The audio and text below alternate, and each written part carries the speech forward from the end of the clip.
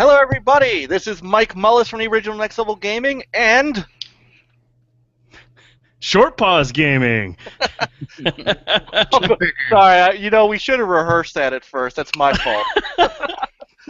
Guys, everybody, welcome to a special edition of a first ever joint podcast between us at Next Level Gaming and our very good friends at ShortPause Gaming. We have the entire crew, which is awesome, and I have our brand new co-host. He's joining us this week. He was so chomping at the bit he wanted to jump in tonight too. Mr. Matt Jones. How's everybody doing? What's going on, guys? How are y'all? Good, man. It's a busy couple of days, that's for damn sure. Oh my God, it has been. And so Matt, welcome really quick. Matt comes from a good, what would you say, 30-year background gaming? Close to about 25 years, probably. Oh, I was close. Yeah. You're a 25 veteran. years. And you are a multi-platform owner, so you'll help me cover everything, right? Yep, I've owned them all, pretty much. Excellent. All right, and gentlemen on my left, go ahead and introduce yourselves for our audience. I'm Brent Felsing. You can follow me on Twitter at thedude1979, and one of the co-founders of ShortPause. I'm Frankie Ayler. Also with ShortPause. Didn't co-found it, but I joined. And been on the show with Mike a couple times. Always a fun time, so. I love having you on, man. I really do. It's always fun. I love being on here. All right, next. I thought Boyce was going to go at some point. I wasn't sure, but I'm not sure who was on the left, so I don't know what order this was. Yeah, the order is different no matter who you are. That's the wonderful part of this. Go ahead, Boyce. Okay. I'm Ben Boyce, so of course you can follow me at Twitter at Piccolo930. I am one of the co-founders of ShortPause.com, along with Brent and our buddy Taz, and obviously Ben and Frankie been with us for a while now, so excited to be on the show though, Mike. These guys have been on here a few times, but it's my first time being able to hop on here with you. I'm delighted to have you. And now that you've made your presence, now you're open invite like everybody else. You and Brent. Appreciate You know it, how long I've been trying to get Brent on this show? But unfortunately, Friday nights at 10 are not the best times for him. Basically, no night other than Tuesday or Sunday is good, dude. And I just told these guys, I found out recently, I have to work 3:30 to midnight from July till December. Oh, that is my. ridiculousness. Ooh. Yeah, Oh. I'm not happy about that. That just cuts into all my gaming because I can only play like in the morning.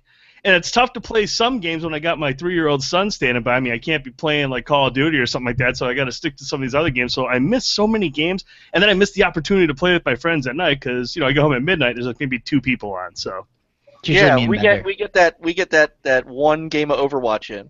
yeah, once in a great while.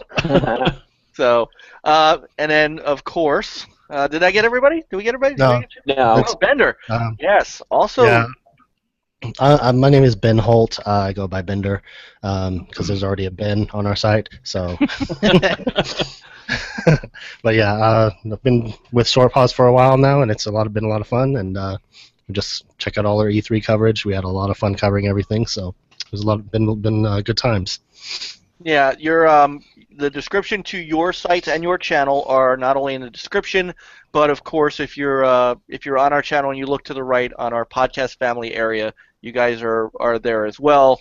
Like I said, with Ben's been on, Bender has been on. Frankie's been on multiple times. Frankie drives home fast so he can come help me out. Frankie has bailed me out a couple of times, and I love him. And once again, thank you for the posters and the Dark Souls motivational paper. You were supposed to get that yesterday, which is why I didn't send you one. So, of course, I checked this morning, and it wasn't delivered. I was like, ah! No, I got it today. And I was rolling it, and, oh, look, and there it is. I started to laugh, and my wife was, what are you laughing about? I can't even begin to explain it to you. So, all right. So, Let's get down to it. We want to thank everybody for checking us out tonight. The chat room is already buzzing as usual. Uh, Peter, my friend HTK, he was actually in the chat room a week ago, so he had to be the first one in. So they're all in there tonight, and I love you guys. Make sure you are.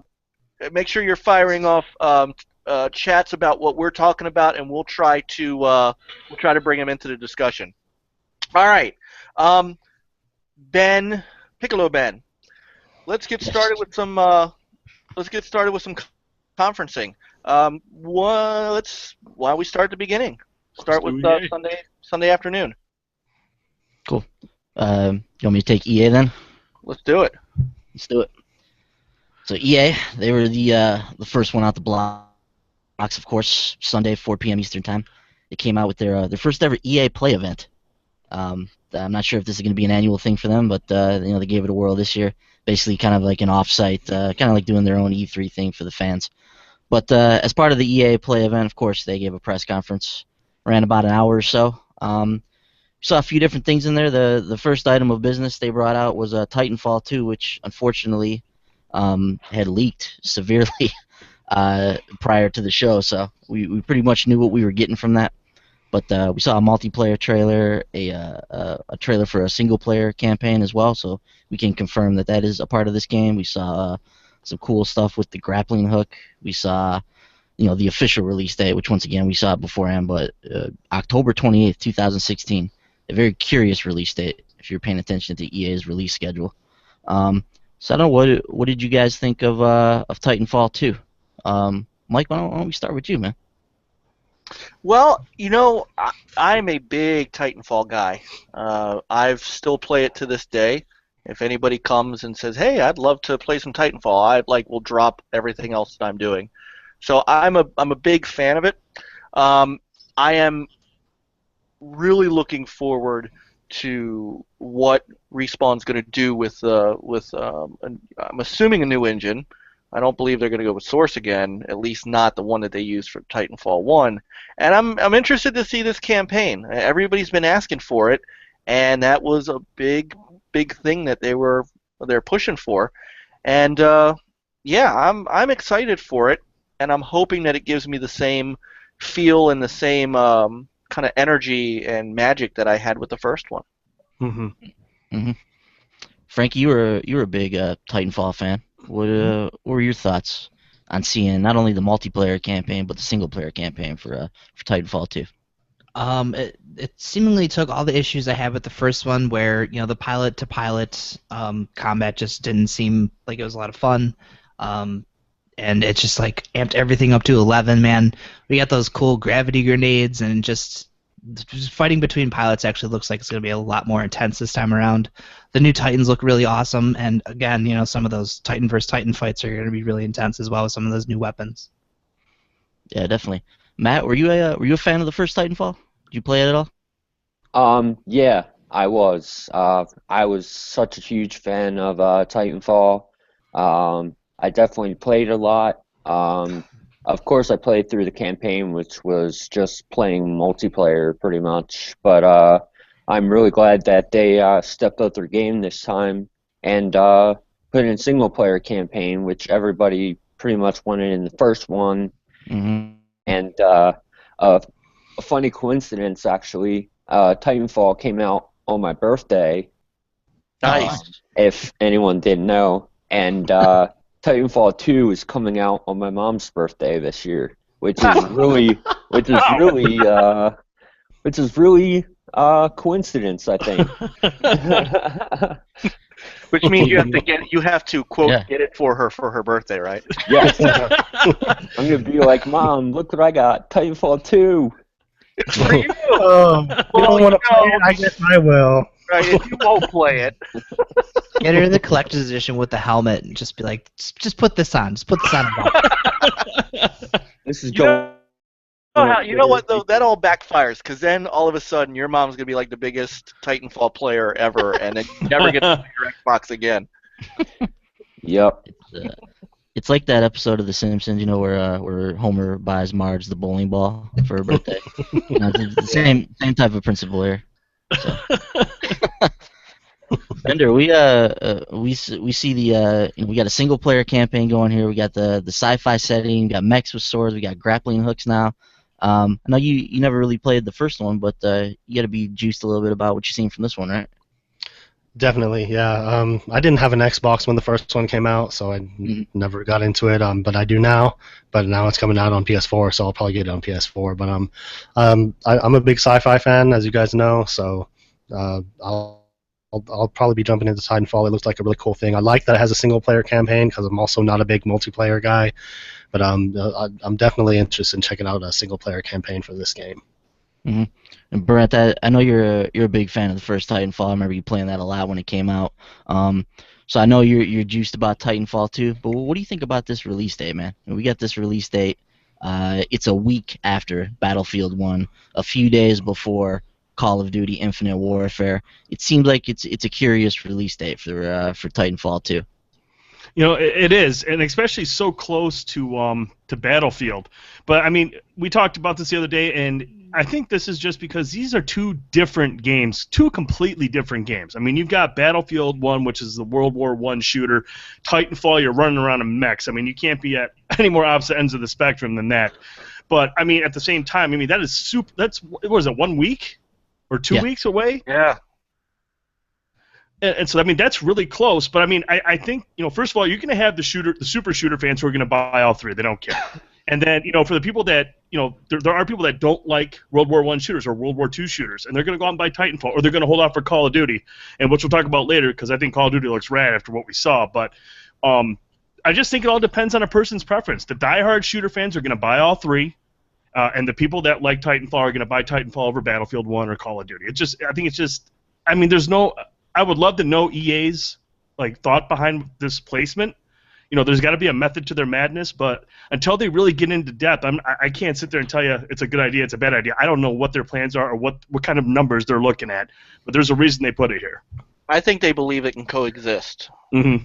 Because it's Titans and because it's different gameplay. Although, we used to hear the mocking that Titanfall was Call of Duty with mechs. And then all of a sudden, we started to hear, well, Call of Duty is Titanfall without mechs. So I think that they feel like that can coexist. Mm-hmm. Yeah, I'll be interested to see that. I mean, that's a lot of shooters in a small window there, and it would just seem at least from a multiplayer perspective, So there's only these communities. There's only so many people to go around to these communities, so to really get into these games, you gotta basically pick one that you want to get into. So I'll be interested to see how it works out. Basically, EA's conference was bookended to me, in my opinion, by the strongest parts of the conference. You had Titanfall at the beginning, you had Battlefield 1 at the end. Then in the middle here, we had a little bit of a mess as we're going through. We had some sports stuff with Madden and FIFA. Are any of you guys sports fans? Mm. Matt. I gave up on football after 2K. After 2K was no longer allowed to make a football. Boom, exactly. Sorry, Matt. I didn't mean to run. Go ahead, Matt. Matt, do you have something to say? Or? I was like, Madden looks the same and as usual, and FIFA to have single player mode. Like, people thought that was a really big deal, but to me, I'm not a sports person at all, pretty much. I mean, the games that I was really into was on PS2, like NFL Street and NBA Street. Like, those games on the PS2, they were amazing. And I had a lot of fun playing NBA Street all the time. Street was a good series. Mm-hmm. Yeah, definitely. But FIFA and Madden, yeah, it just doesn't appeal to me. I mean, that's just my opinion. Yeah. And I like the EA Sports games, but I haven't been able to follow him with any type of regularity recently, so that part of the conference didn't do much for me. Something we do need to address though is Mass Effect Andromeda, which in my opinion was a bit of a disappointing reveal. And I want to get your thoughts on this, Mike, but I really thought that they were gonna do like the Fallout 4 thing with Mass Effect Andromeda this year. Like, I thought they were gonna come out like this was their time to really give us an in-depth look at this game, and it's due out in the early 2017. So I really thought they were gonna pull the curtain off this thing, and we got developers at computers and little snippets of gameplay here and there. This really was not what I was looking for from Mass Effect Andromeda. What do you think though, from your perspective? That's exactly actually what I thought. It was one of those moments where you lean forward in the chair and you go, all right, this is what I've been waiting for a year. And then they're showing behind the scenes footage of some guy drawing a character on the screen. I'm like, oh, wait a minute. No, where's the gameplay? Where's the meat? What's going on? And you didn't get it. And I'm not convinced early 2017. Not if they're not able to show you something. Mm-hmm. I mean, something. I think you're looking at if you're not looking at holiday 2017, that's going to get pushed to 2018. Right. Man, that would be a bummer if that one got pushed all the way to 2018. I know people that would riot. Yeah, Amy a couple Moran of them are on would this riot. podcast. Yeah. So. Man, yeah, we'd probably have to seek out Taz and Oh my God. restrain him and strap him down to the chair. I mean, he would lose his mind, man. I'd have to call his wife immediately and be like, you need to locate your husband and lock him in a closet. Tie him up and lock him in the closet. But, it's just so weird because, what was it, 2 years ago we had the EA wireframe press conference where it was just nothing but wireframes, and I believe Mass Effect was included in that wireframe thing. I think it was. Yeah, so you're like, okay, we got the wireframe of Mass Effect 2 years ago. Now we come back in, I get in the day of the life of the developer, as Woody said in the comments, and you just get little snippets here. I mean, yes, cool. We got to see the possible main character, and we got to see some of the worlds they might be exploring. But I mean, this is E3, and I mean the way Fallout 4 that trailer was released, that got me jacked. And I was really hoping for something like that with Mass Effect, and all we got was just, hey, game's coming along swimmingly well. Well, okay, show us the trailer because it's coming out less than a year. So we didn't get that, and that's just really strange to me. Yeah, I mean, it was out in the open. We had seen a trailer about this game previously. Like, we know Mass Effect Andromeda's a thing. Like, this was the time for them to come out, pull the lid off this thing, blow the lid off the covers, like really show us what they're working with here. So I'm with you guys. I think there might be either some issues going on with development, or it's just taking a little bit longer than they anticipated. Bender, you've been making your way through Mass Effect. What are your thoughts on what you saw from Andromeda? Yeah, it was very disappointing. I was hoping to see more because I'm trying to get through the trilogy before that comes out.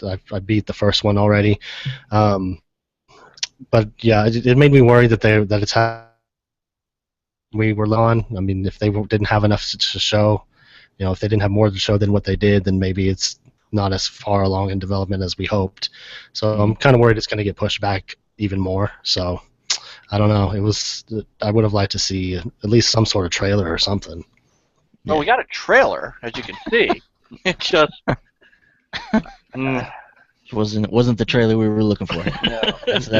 No, somebody Jedi mind tricked us on this one. Yeah. Yeah. Frankie, some of the stuff we did see here looked cool. Like when they showed genuine gameplay, it looked like it was sweet. From some of the stuff that we saw. But man. I really hope this thing doesn't get pushed to 2018. That would be tragic. But what are your thoughts on Andromeda as we see it right now? Yeah, I'm with you guys. It's concerning considering this is supposedly an early 2017 release. The fact that you're at E3 and you're not showing even a trailer for the game. I mean, we still don't even fully know what Andromeda is. We haven't even gotten a proper reveal trailer. We've just had these. Oh yeah, here's this guy drawing up one of the characters right now. Look, there's some animation there. That's all we got. We haven't really gotten a full, actual Mass Effect Andromeda reveal. So this is just weird and a huge missed opportunity in my opinion. Yeah. Matt, were you disappointed when you saw what EA had to show from Andromeda?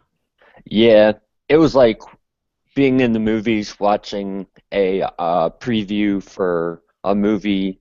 Like you got to see some things, but you really didn't get to see like what the movie was gonna be like. Mm-hmm. And I felt like that for Mass Effect Andromeda. I felt like showing concept art and like showing people drawing stuff like on a board just to show off their game wasn't the right thing for them to do, and I don't think they were ready uh, to present the game uh, right then and there. Hmm. Uh, till like a little bit later on to show more gameplay footage. I'm not even sure like when they're actually going to show like gameplay of a game. Uh, Mm-hmm. that's very concerning because like um, having no gameplay footage, you kind of get the feeling like, is this coming out next year or is it going to come like 2018? I Hmm. mean, like I didn't play Mass Effect uh like on the Xbox 360. I will admit that, don't get me wrong, but like any game, I mean, if you're not going to show gameplay, then like why present it at like the biggest gaming event of a whole entire year Hmm. and Mm-hmm. like not have anything to show? I mean, That's a good question, Matt. And and I wish EA had an answer for us. I don't think they do. I like your metaphor there, though. It's kind of like we saw a trailer for Captain America: Civil War, and it was mostly about the Russo brothers showing us how they constructed Captain America's shield, and they didn't show us anything about the movie. And that's I don't know. That's just the thing that EA likes to do at these press conferences, and Well, you notice the end it of the just makes you trailer. scratch your head. Yeah, you notice the end of the trailer said image is not representative of gameplay. right, yeah. Oh, did it say that too? Oh, Yeah, yeah. yeah, So that's yes. I don't know about Andromeda, man. Oh man. I if That was if that definitely drama. yeah yeah drama, right? Definitely drama. Yeah, so to me, in a conference that had a few disappointments, this was the most disappointing part of it, in my opinion. Something else we need to address is Star Wars. Um, I thought we might see some stuff from Star Wars at the conference. I didn't think we were going to see anything like substantial. What they showed us though was strange. They basically ran through all of their studios that were working on Star Wars games, and basically just kind of reiterated a lot of stuff that we had already heard about the Star Wars franchises at EA. We got a very brief snippet of Visceral's Amy Hennig game in there, like 3 seconds of footage. I mean, it looked great, but that's the most substantial thing we got from this section. So I ask you, Brent, this Star Wars section, what was the point of it? I think it was just to get people excited. I mean, because we know there are some good teams working on Star Wars stuff. I mean, you got Amy Hennig with Visceral, you got Stig with Respawn working on that awesome looking third-person game. Obviously, a lot of lightsaber battles included in that one. But I think they did it to try to get people fired up, but they also maybe failed to do that simply because we didn't see a whole lot of gameplay. Again, it was just another one of these, hey, here's what our devs are working on, please be excited, and that was it. I mean, from what we saw from the snippets from the Visceral game, it looked good, but again, I don't think seeing dev time, or here's what our devs are working on, are good videos to inspire hype, to get people excited. I just think those are total misfires. Those are things that you show after a press conference. During a press conference, people want to see a trailer or people want to see gameplay. It's really that simple. Yeah, Frankie, we saw some stuff, some like motion capture with Stig. We saw that brief snippet of Amy Hennig's game. I mean, was this enough to get you juiced up, or was this just basically much ado about nothing? Considering all the studios that they showed that are actually actively working on Star Wars games, it was enough to get me excited.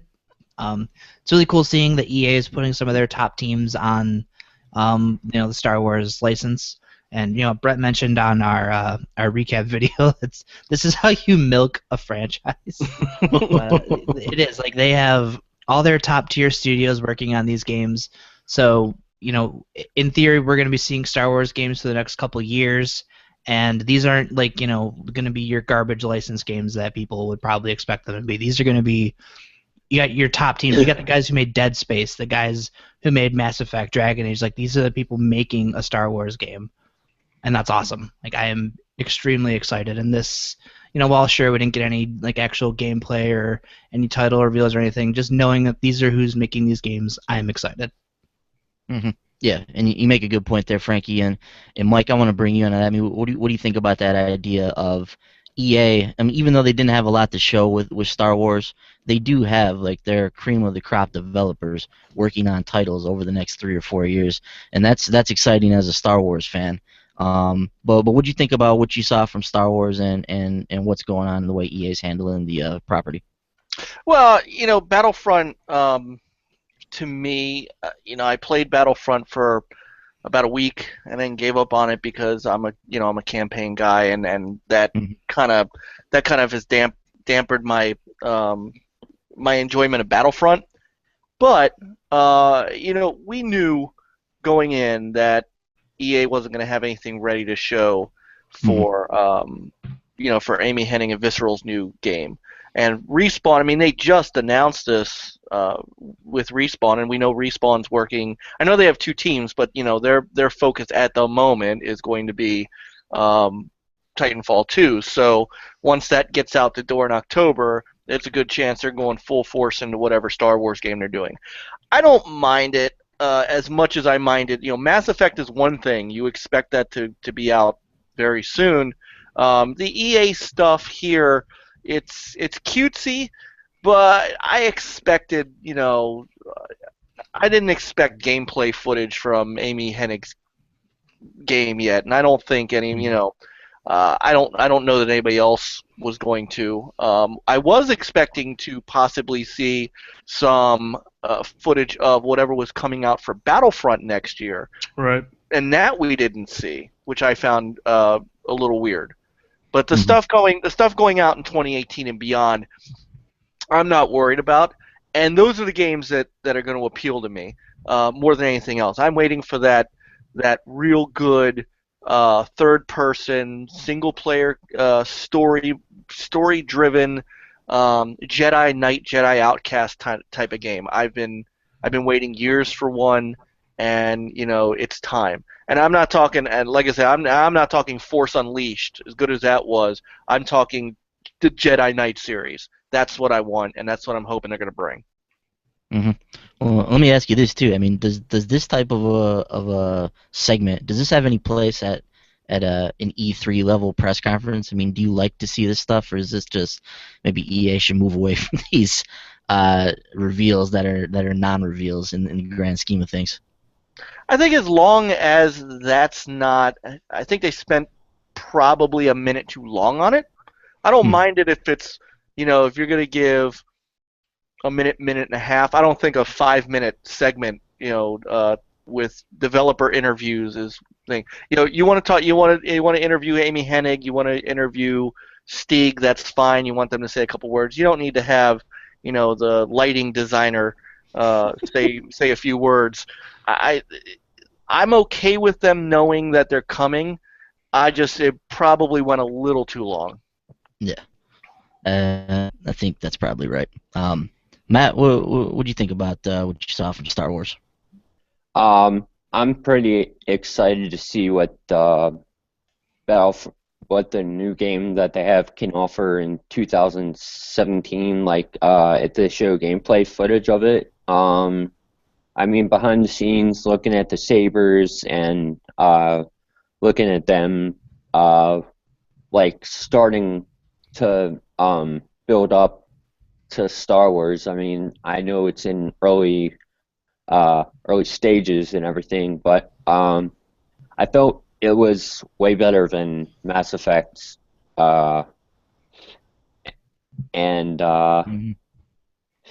it definitely showed some potential, and looks like a lot of people are on board with the game, and I I think it's going to turn out really awesome. I'm just hoping for a single player campaign, um, which I know they probably will have. I'm hoping.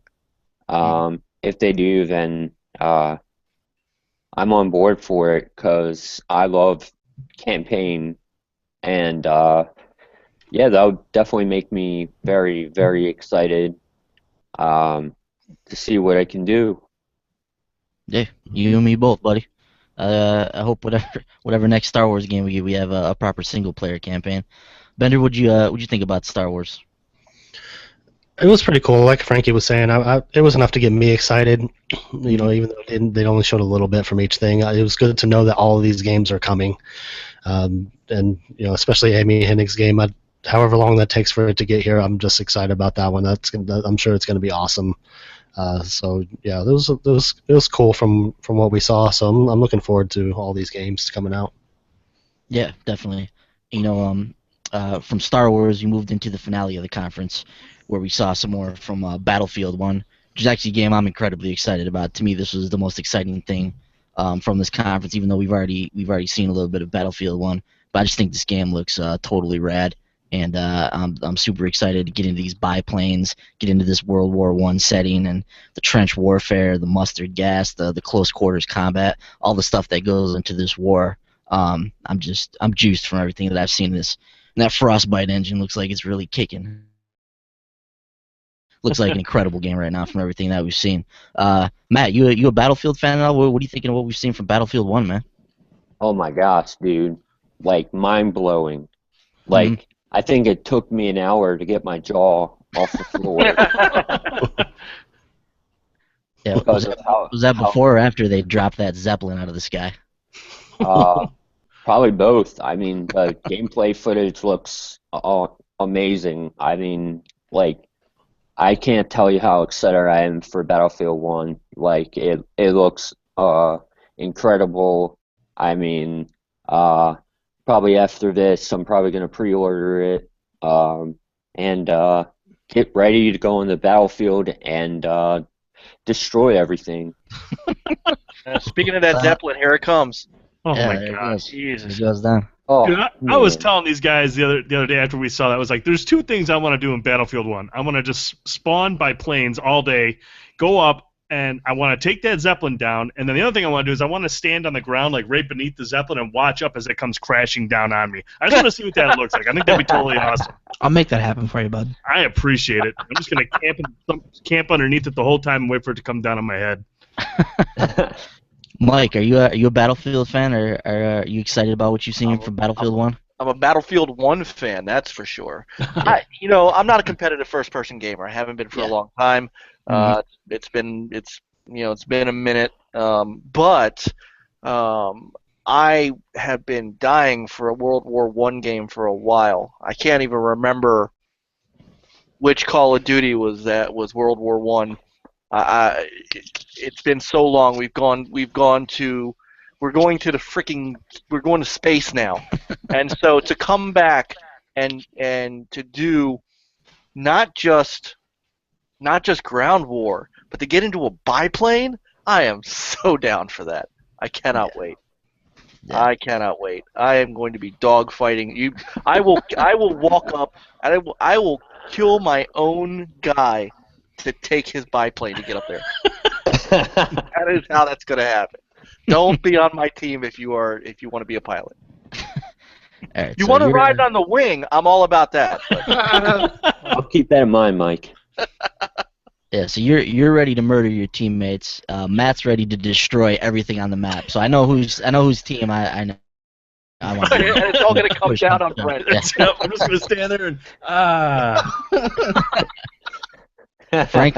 Franklin, we got biplanes and horses, and I mean the biplanes. Mike was just talking about the biplanes. Just look so kick ass. I mean the biplane view from the cockpit there just looks sweet every time they show it. What do you think about Battlefield 1, man?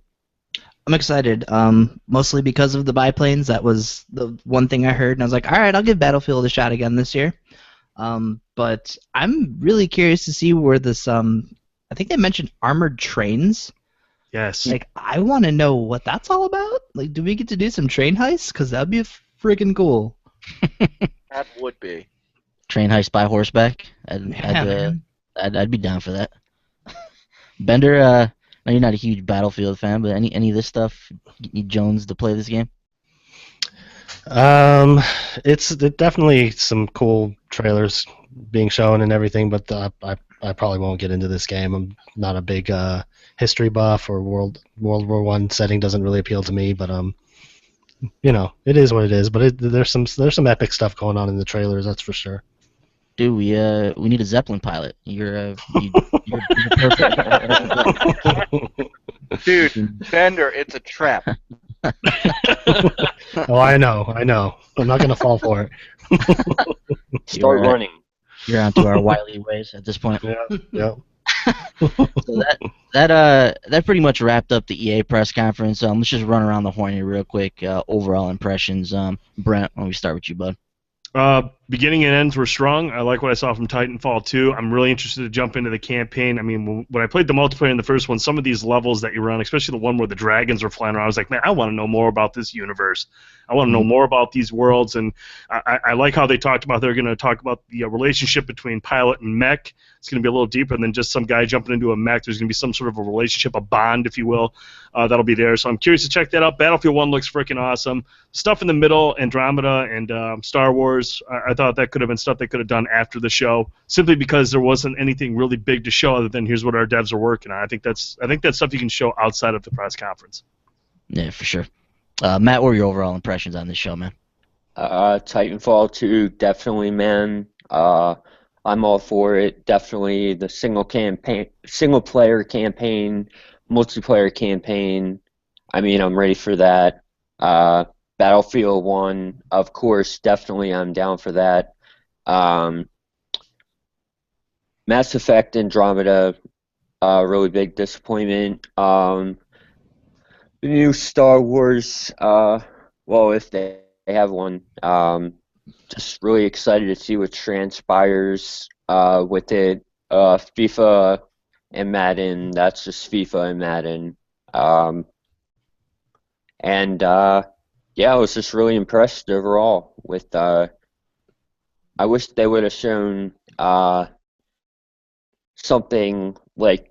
I know they showed Plants vs Zombies, like a thing on a cell phone, but I just wish they would add more stuff onto Plants vs Zombies Garden Warfare 2, and maybe I thought maybe they might show or reveal a trailer for Plants vs Zombie Garden Warfare 3. I know it's kind of came out last year, so yeah, I'm just really excited, and I am going to E3 2017 next year, so I'm really excited.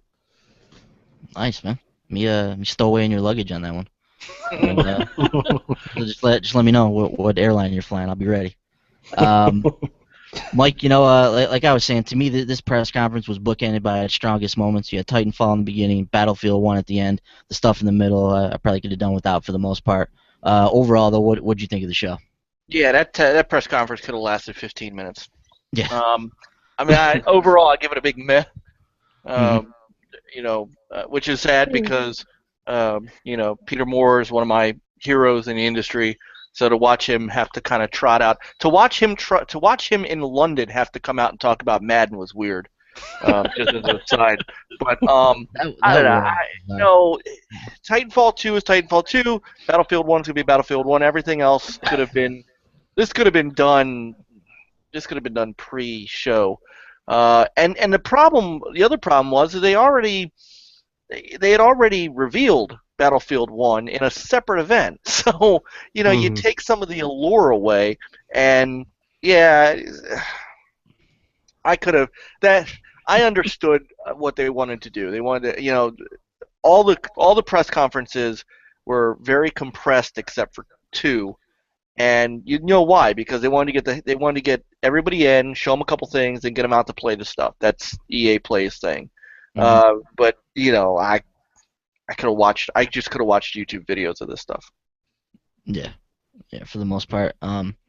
I tell you though, Bender, I really thought like EA was gonna bring a strong conference this year. Like I said, I thought we were gonna see. I didn't know all the Titanfall stuff was gonna leak beforehand, but I thought we would see some strong stuff from Titanfall 2. I thought we'd see a really nice reveal for Mass Effect Andromeda, Battlefield 1. Maybe some Star Wars, maybe a Need for Speed game. Like they got some cool games in the pipeline. but this conference overall just did not deliver what I envisioned EA would deliver this year. Yeah, I agree. It's especially with in regards to Mass Effect, I was really hoping to see more of that game. But I mean, Titanfall 2 does look cool, and lots of Star Wars stuff in the pipeline. So it could have been worse, but it could have been a lot better too. So it was an okay show. Yeah. And Frankie, overall thoughts, bud? Really excited for Titanfall 2 and Battlefield 1. Everything else, whatever. Sounds Frankie, about did right. you shave? What? Did you shave, Frankie? Yeah. The beard is gone. Yeah. I know, man. Oh. Babyface Frankie. On Babyface purpose? assassin. Did you lose a bet? Did you lose a No, bet? it was for the lady. Oh. Asking me to, so I figured, all right. All right. Don't talk to my wife. The reason I have this is because it was either this or this, and I wasn't losing the Magnum PI, so I had to grow this underneath. Tom Selleck would be proud. All right. That, that does it for EA. Nice. All right. Why don't we move on to Bethesda, the second of the conferences of that night. Actually, that was supposed to be the premier conference of the night, starting at 10 p.m.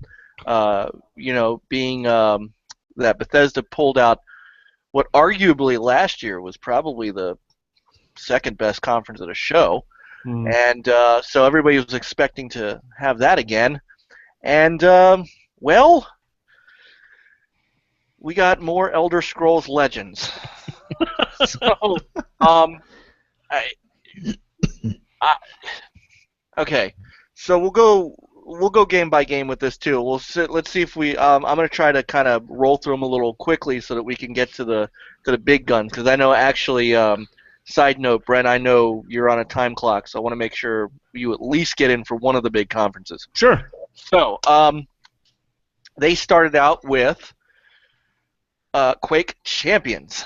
Now, I want to get your thoughts on this, everybody. But for me, this was one where I knew it was going to happen. Everybody kind of said, well, they've got to do either that or they're going to do, new other game. And I said, no, it's going to be Quake because Doom was so popular. And of course, Quake comes up. I'm on the edge of my seat. I'm about to pump my fist in the air, and it's PC only. And then I gave the TV a middle finger and sat back down. So, Brent, what did you catch on Quake? There were some rumors, or not rumors, but people suggesting, hey, Doom's out, maybe Quake is next. And here it is. Here's Quake Champions, and it looked, the premise of it sounds cool. I've never played Quake, so I was actually excited to see this. I was like, oh man, I can finally jump into a Quake game.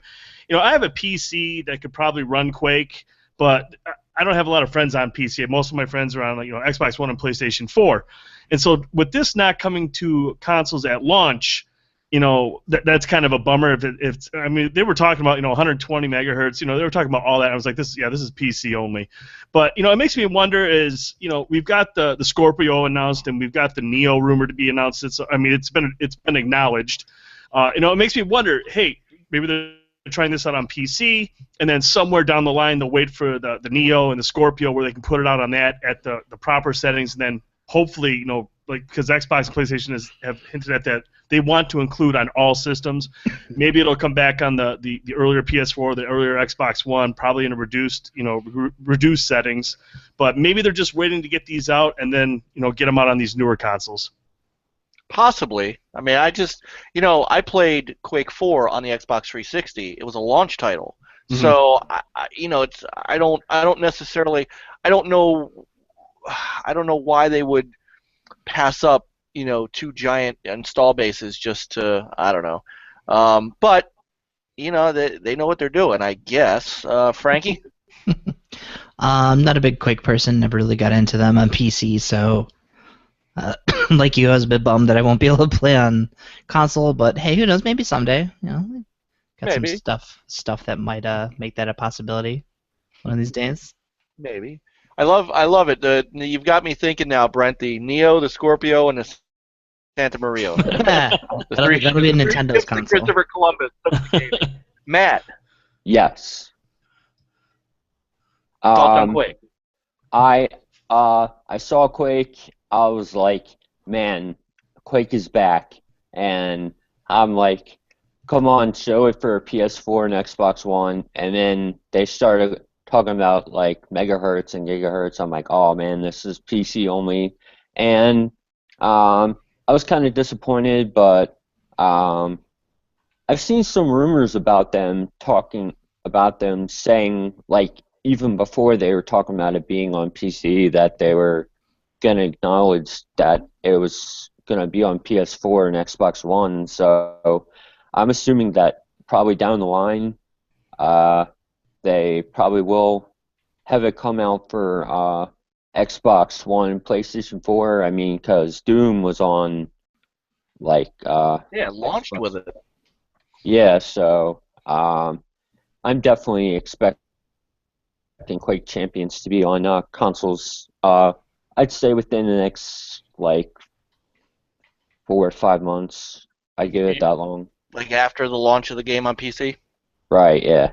Yeah, I mean I it's mean, possible. It's just weird. Doom did so well on console. You'd think that would be where they would want to put it. Quake 2. I think we lost Bender. There it is. There Oh, he wait. is. And then we rejoin. All right. So while Bender is getting himself together, Ben, what was your take? Yeah, Quake to me, even though it's had a few entries on the Xbox 360, it's always been primarily a PC franchise. They do the Quake Con every year, so it always draws a heavy PC crowd. So I don't know if it's necessarily any great loss that this is a PC only title. I mean, it'd be cool to play it at some point on a console if they're able to figure out how to make it run the way it's meant to run. But I personally don't have any connection to Quake, so this wasn't a big deal for me. Man, I can't say the same. I grew up playing Quake. I did when I was a PC gamer. That's what we Yeah. played. LAN parties and the whole 9 yards. So, Mhm. I mean, I get it, but I don't get it. It's kind of a weird, it's a weird two-sided coin to this. Bender, are you okay over there? Bender, he's frozen in time. He's playing his guitar right now. He can't talk. All right, so we'll come back to him on the next game when he jumps in. By the way, I just wanted to point out, Ben, that you have the greatest background behind you that I've ever seen in my life, and how you got that Gears of War 2 box is, I am jealous beyond jealous. I got I the just want I got the dog tags with it still too, as well, which is pretty sweet. I just wanted to let you know I've been like, yeah, I'm in love with the background with the back of your room, man. This Gears of War thing was a right place, right time thing for me. I worked at Circuit City when Gears of War 2 came out all those many years ago, and this was the display we had up for the game in the store. And I always thought this display was super rad. So when the time came to take the display down and the advertisement for the game was over, I was like, that's coming home with me. And it's been here ever since. Nice. So the next few things that we can kind of blow through the Bethesda conference a bit, because the next few things were really pat on the back stuff for Bethesda. Hey, look how great Doom's doing. Now they're bringing some new stuff to Doom. They're bringing some new modes and things like that. But pretty much it was, what they're doing. They're actually doing the snap map like Forge. If anybody caught that. And so that was cool. Scrolls Legends, the card game, which I thought was actually released. I didn't realize it was in beta for. I mean, they announced it last year. Anybody care about that? Anybody? Not really. Bender, you're back. Hey, I'm back. You care about the Elder Scrolls Legends card game? Meh. All right. How about Elder Scrolls the Online? Now, I will say this. One thing that I thought that they're doing with Elder Scrolls Online that I thought was really cool was that one Tamriel, which allows you to it drops pretty much the RPG element of the game and just lets you go run around and do whatever you want. Mm-hmm. Are any of you guys Elder Scrolls Online players? You know, I picked it up when it launched, and Yeah, I tell bought us, Brent. bought all the DLC, and like I actually sent a text to Ben and Taz. I'm like, hey, you guys, let's do this every Sunday night. We'll jump into Elder Scroll Online. We'll run around. We'll kick ass, and we'll have a lot of fun. And I mean, and they responded like, yeah, hell yeah, let's do it. Let's do it. We haven't logged in once to play it yet. This is about 20 Sundays ago, so that's an epic fail. But you know, if I wasn't, you know, running a website and I didn't have, you know, family to take care of and stuff like that, Elder Scroll, and I didn't like any other games, I would play Elder Scrolls Online a ton. I'm talking, I would sit down here from dusk till dawn and play that game religiously because from what I did play, it was really, really fun. But those are the types of games where you don't buy anything else. Like you were just playing this game for the grind. And I understand the one Tamriel thing sounds cool, but I like the grind. I like going in there and making my way through stuff. That's the point of buying those games is to grind away. I think it's cool that the one Tamriel things exists, but for me, I like the grind. But it's just hard to find time to get that damn grind in. That was EverQuest Online Adventures for the PS2 for me. Mm-hmm. When I had no life and I had no wife and children, and I could just sit and play all day. I got you. The good old days, man. The good old days. All right, so then you got a showcase of stuff for that, and then so let's hit the two big things that were for Bethesda. Of course, one is Dishonored 2, which is coming out this year. So this was their second. You know, last year we got just a teaser for it. This year we got gameplay. Which one of you fine gentlemen is looking forward to Dishonored 2? This guy right here. That's what I kind of thought. If anybody, I was going to guess it was you, Frankie. Probably Brent more so than me because he has that Clean Hands trophy. Oh, yeah. Oh. Yeah, I love the Dishonored game. I love the first one. I played it a ton. I got the Clean Hands trophy. Didn't kill a single person. I hope to God there's another trophy in this one like that. I love how you have that option in these games. I mean, it is so tempting to kill people in Dishonored. There are so many ways to kill people. You're just like, oh, do I put a crossbow through his face? Do I kick him off a ledge? No, I play the nice guy. I just roll on through and I don't kill anybody. But no, I mean, this looks awesome. You got two different characters with two different types of skill sets. It looks fantastic. I'm excited for Dishonored 2, man. I love the first one. Like Dishonored 2 for me right now, based on what we've seen, my two Game of the Year like contenders in my mind, based on what we've seen, obviously I haven't played any of them, are Dishonored 2 and Deus Ex: Mankind Divided. Those are like my two gotta play games this year. Wow. Okay. Cool. Anybody else? Yeah, I'm with Brent. When I picked up the first Dishonored, you know, I'm not good at stealth games, but the fact that you can literally play those games however you want, you know, it really opened it up for me and let me get through it the way that I wanted to. Didn't quite get clean hands, but I did get a couple missions in where I, you know, got through without being seen or killing anybody. So I'm really looking forward to Dishonored 2. The gameplay we saw was also really great, but we'll probably get into that in a little bit here. But yeah, that was cool. Well, get into the gameplay a little bit. What did you guys think? I think the environments, like it's clear they spent a lot of time just building this world that they want you to explore. They want you to like understand the history of everything that happened in this new city that they're in, and even just right down to your new abilities too. Like you have that what's it called, domino? Yes. So you could tag a bunch of guys and then like a main guy, and however you kill him, the rest of them just drop dead the same way.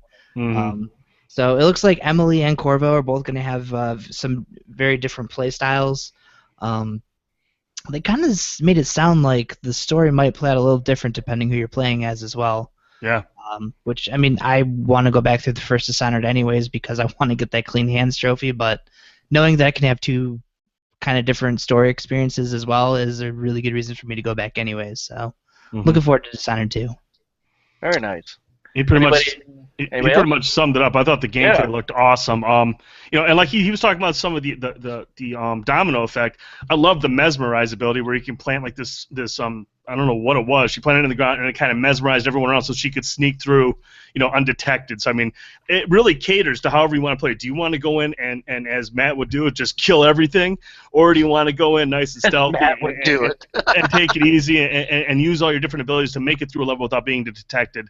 I love how this game just allows you to do that. And I mean, Emily's skill set looks sweet, and then that one move she used to execute the target at the end was awesome, where she like turns into like some kind of like mist or ghost or something like that. So it was pretty sweet. No. Okay. What? Either Ben or Matt, you guys. I mean, is this a game that appeals to you guys at all? Yeah, I never played the first Dishonored, but I won't deny that Dishonored 2 looks awesome. I mean, some of the abilities that you have in this game, they showed us kind of the verticality of the levels that you're gonna be able to take advantage of. And with Dishonored 2 here, the multiple playable characters, and it's a beautiful looking game. It looks really exciting. So I would like to try this one out, even having never played the first one. All right, Bender. It looks pretty cool from what I saw in the trailer that they showed.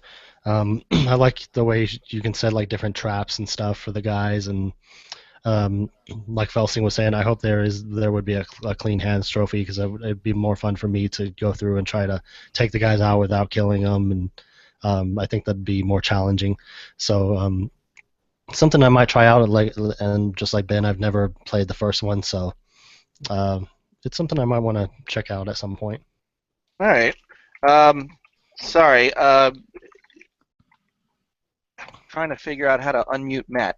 He had to talk to somebody, and I just wanted to mute him real quick, but now I can't unmute him. So Matt, see if you can unmute yourself, please. Yeah, can Matt unmute himself? See if you can hit the button and unmute. I'm looking in the control pad. There we go. There we are. Good. Sorry, man. It's like Yeah. I wasn't trying to put you on timeout or anything. Okay, so next up is Prey, and now this. I got actually a little bit of ribbing from Pete Hines on this. Now, Pete and I go back a long way, too, back to the Dreamcast days when I covered Dreamcast for my first gaming journalism job. And so I've known him a long time. And so when they announced Prey, I tweeted out, hey, remember that time that that Pete Hines said that Prey was dead and was never coming out, and in the middle of the damn press conference, he tweets back, "I was talking about Prey 2, you troll." I thought that was hilarious. So, and which I thought was funny, because, like I said, he's in the middle of his press conference, and he must be behind the stage reading his tweets, and had the wherewithal to hit me back. So I thought that was funny. But Matt, since we had to skip you on the last game, did you play Prey before? And do you know anything about the game that might? I mean, does this interest you at all? I never was a big fan of kind of like scary games.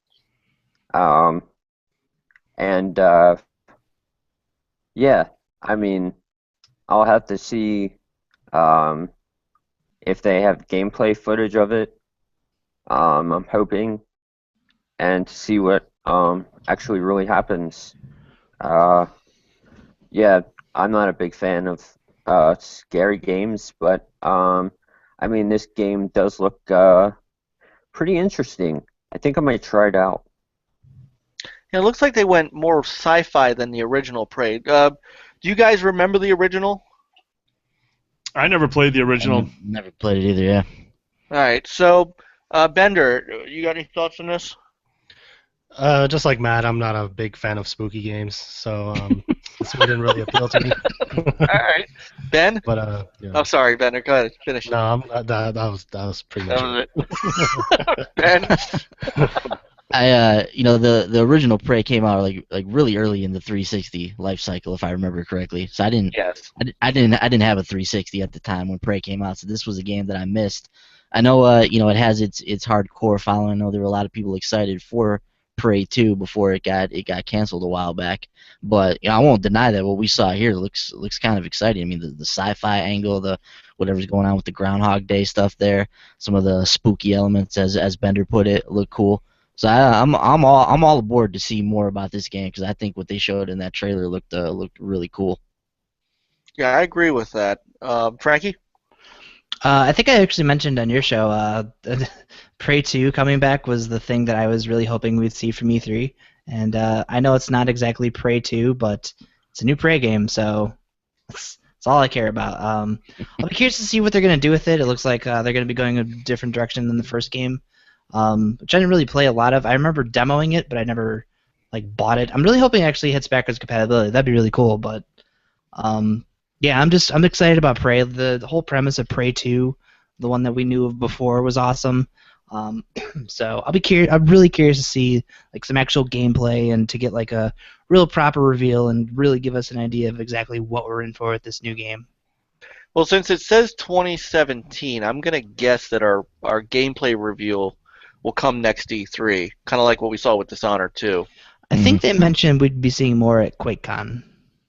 They did say that. Actually, they said we were going to see a lot of this stuff at QuakeCon. Mm-hmm. So, and so that really, I mean, I thought EA's conference was fast. Before you knew it, Bethesda's conference was over, and Pete was saying, "All right, good night, everybody." I think it lasted an hour, period. Mm-hmm. So I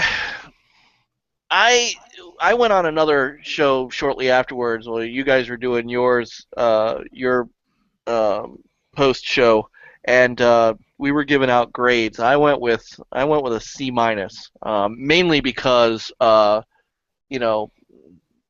like Pete, but other than that, I was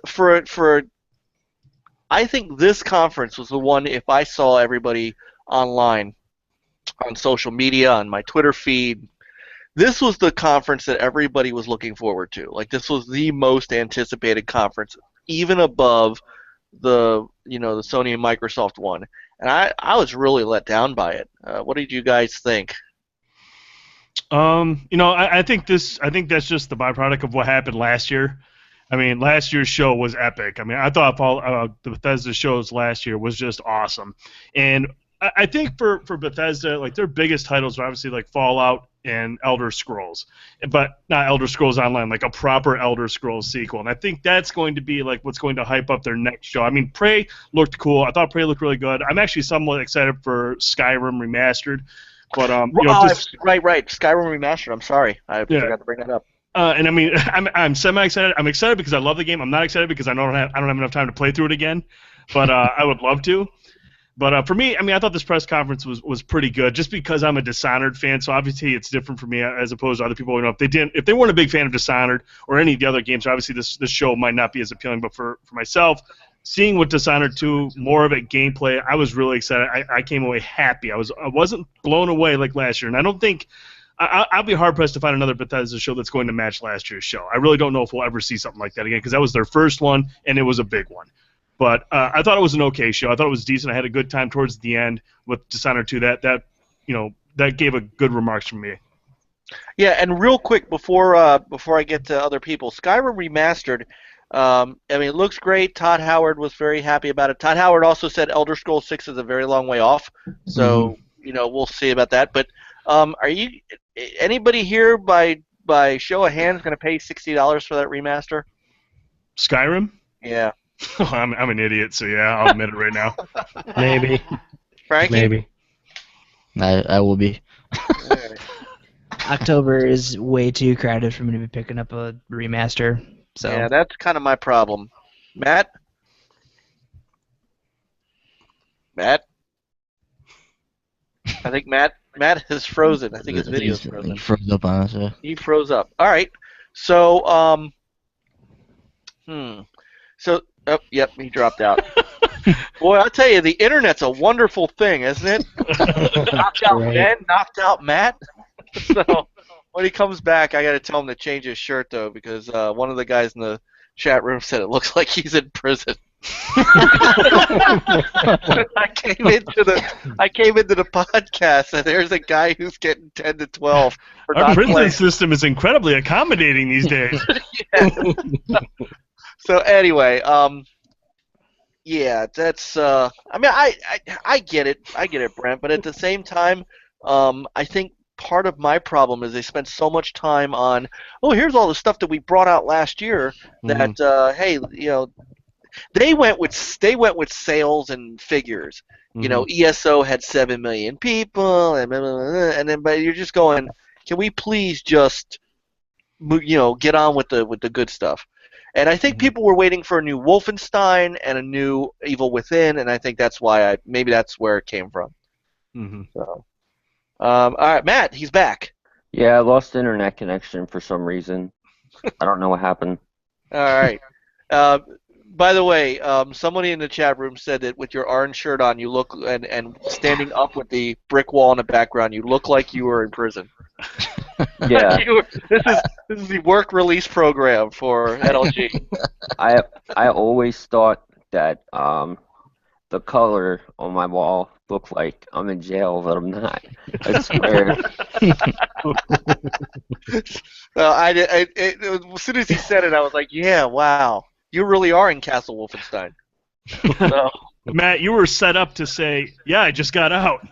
That's not what he said, but... Yeah, I snuck out. Oh, man. Okay, so that encompassed Sunday. So then Monday, of course, we got to the big meat of the E3 conferences. And Ben, let's get her started with, of course, the big one of the morning. Or the afternoon for us. So, of course, you're referring to Microsoft. And I think so. And they came out with we knew before, and this is going to be a 90-minute presser, so this is going to be a big one right from the get-go.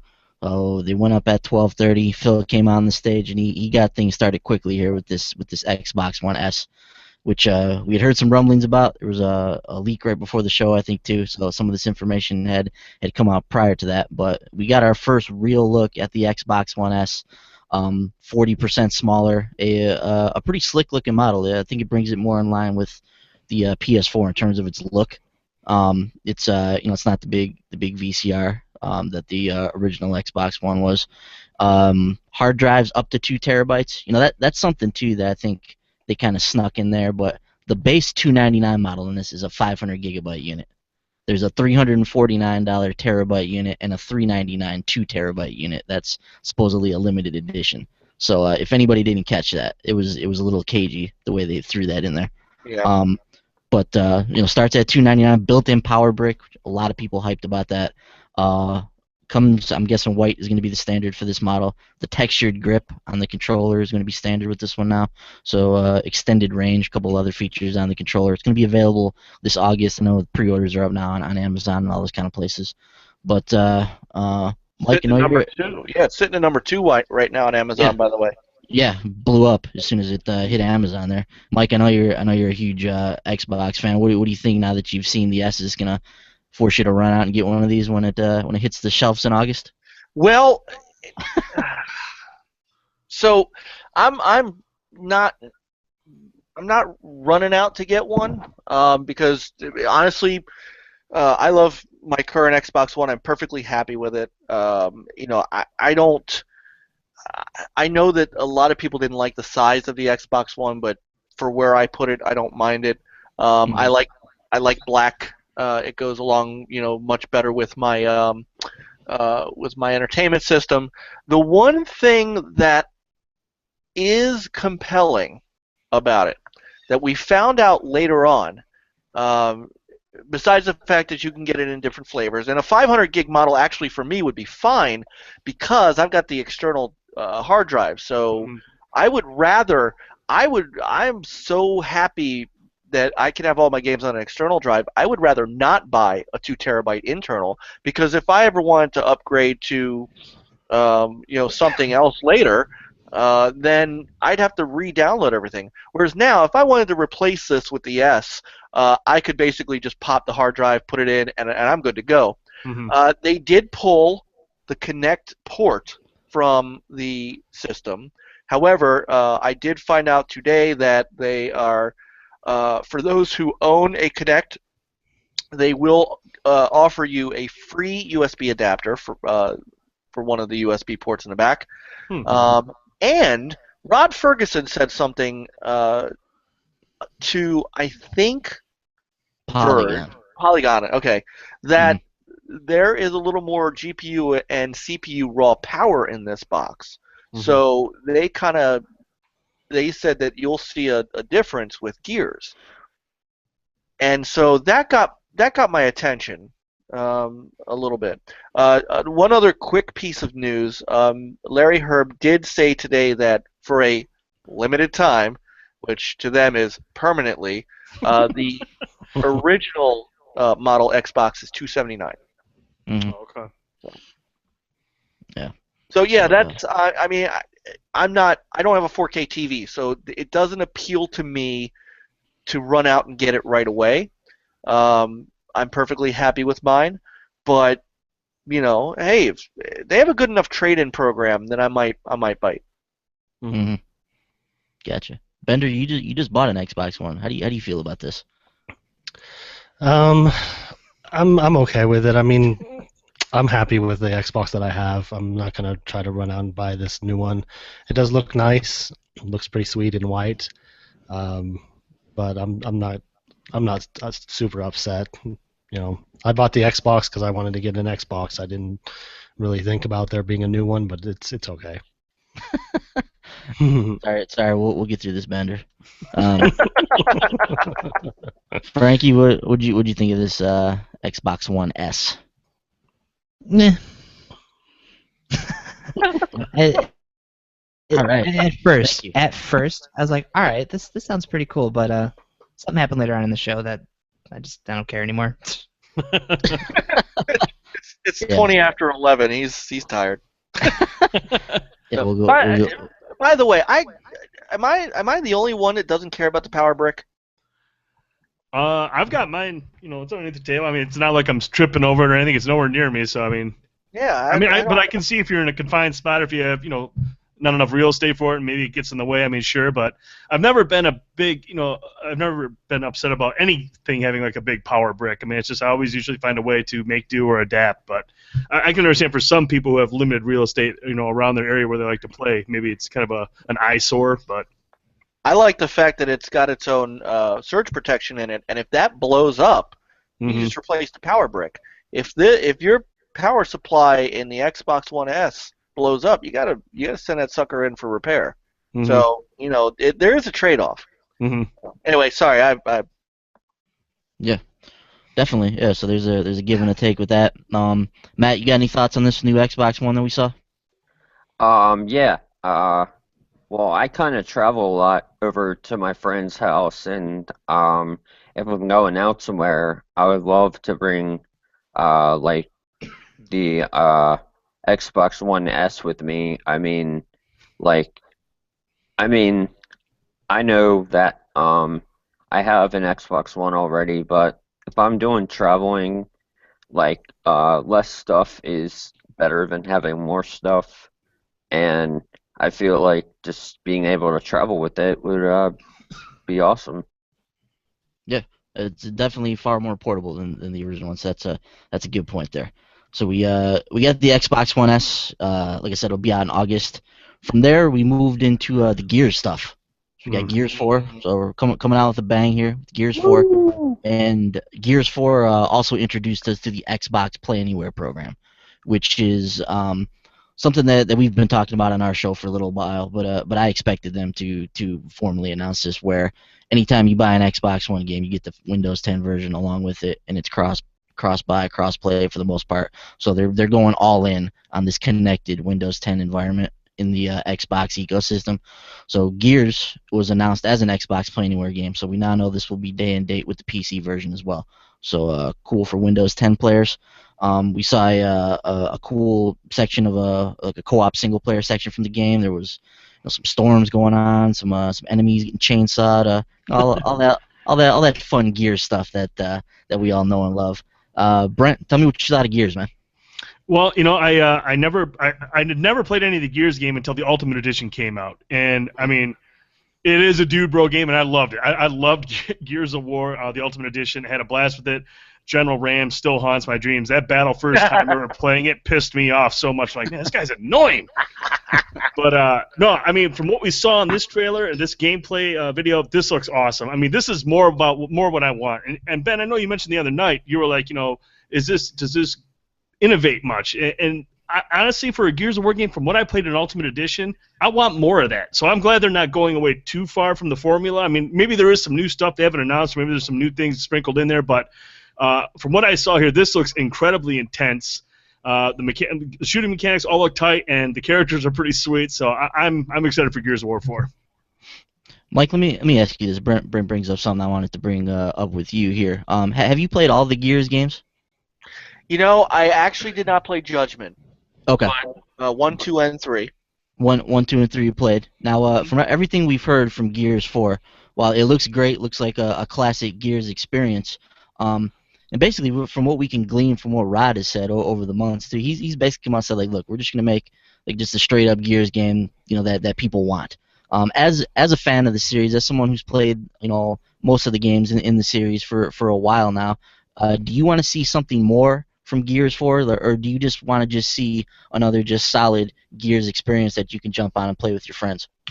That's exactly it. I want Gears. I don't want something that reminds me of Gears.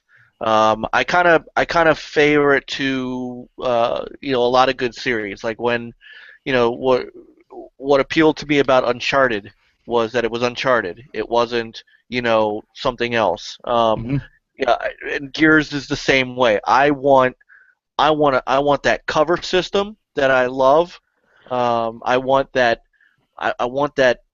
bullet spongy feeling that I've got a that even though I've got a limited amount of ammo, I got to figure out the best way to put that grunt down. I want that feeling that I'm in war and I'm fighting for my life more than anything else. It's one thing to be on a battlefield with humans. It's another to be in battle against these guys. And you knew that in the first part of the original Gears, when it took 2 clips to take a guy out, and you're just going, how am I going to even get through a boss?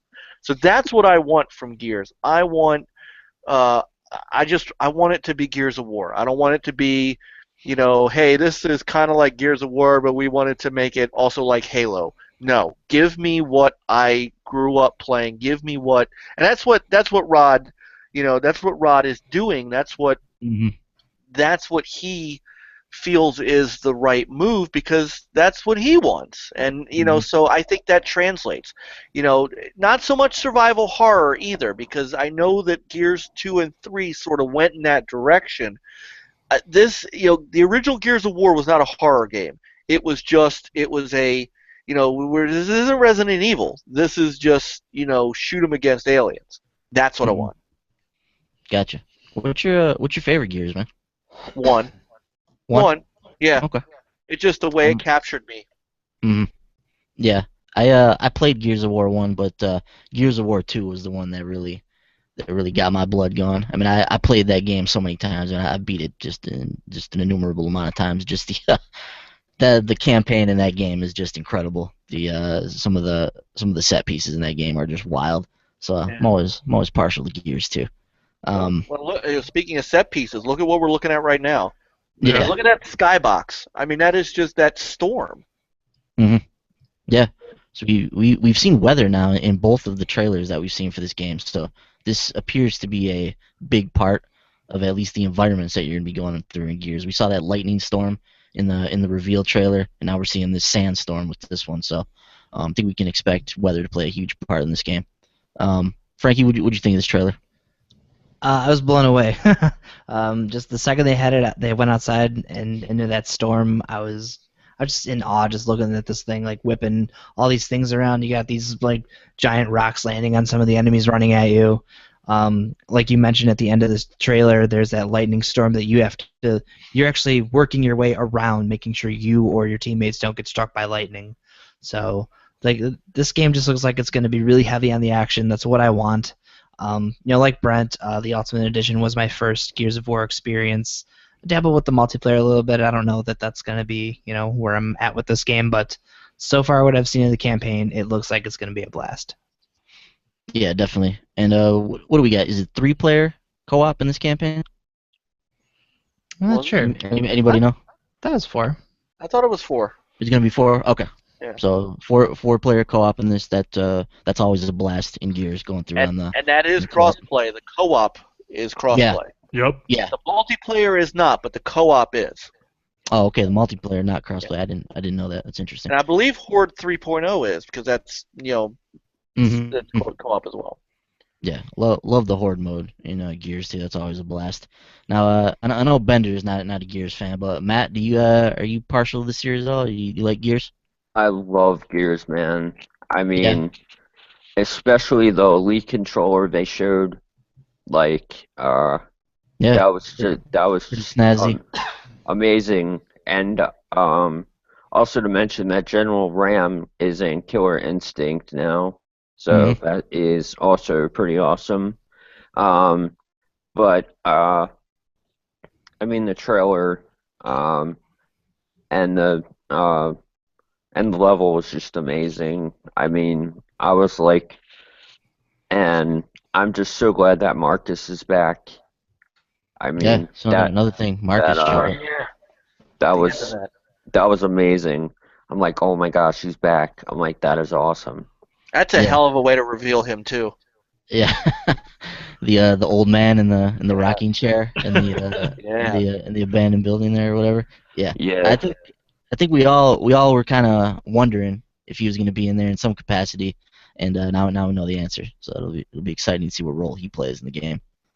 So that was Gears 4, and we're all pumped about that one. From there, we moved into Killer Instinct, like you mentioned, Matt. They revealed General Ram. That was the basic gist of that. So Killer Instinct will continue on. Seems to be doing well now that it's on PC as well. Then we saw Forza Horizon 3, which I thought was a really cool looking game. Any of you guys racing fans? Mike? Oh Good. yeah, and Horizon more than anything. Horizon more than anything. Oh yeah, Horizon so more than anything. We got the Australian setting. We got the 4-player co-op. This is another Play Anywhere title. Just a really nice sense of speed that we saw from this trailer here. The open world Australian outback setting looks like it's going to be a lot of fun. I really got like a Burnout Paradise vibe from this game. Just this big open world with all these little side missions and stuff that pop up around there, and then the ability to tackle them with friends. We got a September 27th release date. Mike, what'd you think of Forza Horizon 3, man? As the big fan that you are. It's mine day one. I mean, this is not even a question. Are you one of those guys that goes all out with the wheel and everything, or? No, although I did the 360, but I don't have a workable wheel for the Xbox One. But Gotcha. Horizon is just such it's just such a polished game. Horizon 2, if you guys haven't played it, traveling through France and Italy, it had a lot of those same things. Now you have the Horizon Festival, which is your main sort of campaign, but you had a lot of things that you can do. This is, Horizon 3 is the epitome of open world racers. And it's almost like it's not even a racing game. It's almost like a driving game for what you can do with it. Sort of like the Club, but just not in the U.S. This, however, looks just amazing, and now they're adding the co-op campaign, so that you could actually race, the main missions in the Horizon Festival and that stuff at the same time, and that's going to be incredible. And now to be able to add PC players, now you're talking about just being able to take the club aspect that they had, because you could make clubs out of it, and just really make this a social game, which Horizon is supposed to be. So this is like at the top of my list of games. Nice. I know they confirmed the drive attires will be in this one as well, so that'll be what do you think of that feature, Mike? Is that does that work really well in the Forza games? It was in its infancy in 5. Hmm. I thought Forza Motorsport 6 was really where that took off. Horizon 2 had them. You didn't really pay much attention to them, other than just to say, oh yeah, there's John driving by. But I mean, other than that, in Horizon, they really didn't matter as much as they do in motorsport. So we'll see. I'm always, I think it's a great idea. I think they're continuing to cook on it. Gotcha. Brent, you dabbled with Forza Horizon 2. I know you had a good time with it. Does Forza Horizon 3 do anything for you? I love when Boyce comes to me with racing stuff, and I'll tell all of you guys right now. When it comes to racing stuff, it's very similar to when it comes to like MLB The Show or NBA 2K. I get these games. I'm like, oh, this looks fantastic. It sounds awesome. I'll pick it up. I'll pop it in. I'll marvel at its visuals, and then I'll get my pride stomped on by somebody in multiplayer or against the AI, and I'm just like, okay, I'm done with this game. I mean, I think these are beautiful looking games. They look awesome, but I seriously suck at them so bad. I mean, so bad. And I would love to be good at them and appreciate the gameplay. I mean, I'll zip around and I'll seriously just get annihilated by AI. And I'm just like, okay, well, I suck at this. But I'll marvel at the visuals. The visuals are always gorgeous, but I am just terrible at these games. Yeah. You are. No, I'm just kidding. Matt, what do you think about this Australian setting, man? Do you play racing games? Are you a Horizon fan? Like, what do you think about this Outback setting? It looks like a really cool setting to me for a racing game. Yeah, it's pretty cool that you have like all these different things like a cart and stuff like that. And I thought it was really awesome. The graphics were amazingly beautiful and everything. And I feel like Horizon is going to do pretty amazing with being able to play with your friends from PC to Xbox and stuff. I mean, crossplay for that is really awesome. Hmm. Yeah, definitely. Franklin, you occasionally get into the racer on the arcade side of things. What do you think about Horizon, man? It looks like it'll be a lot of fun. Like we talked about, it has a very MotorStorm vibe to it as well. Love MotorStorm, so I'm really looking forward to seeing what they do with the off-roading in this game.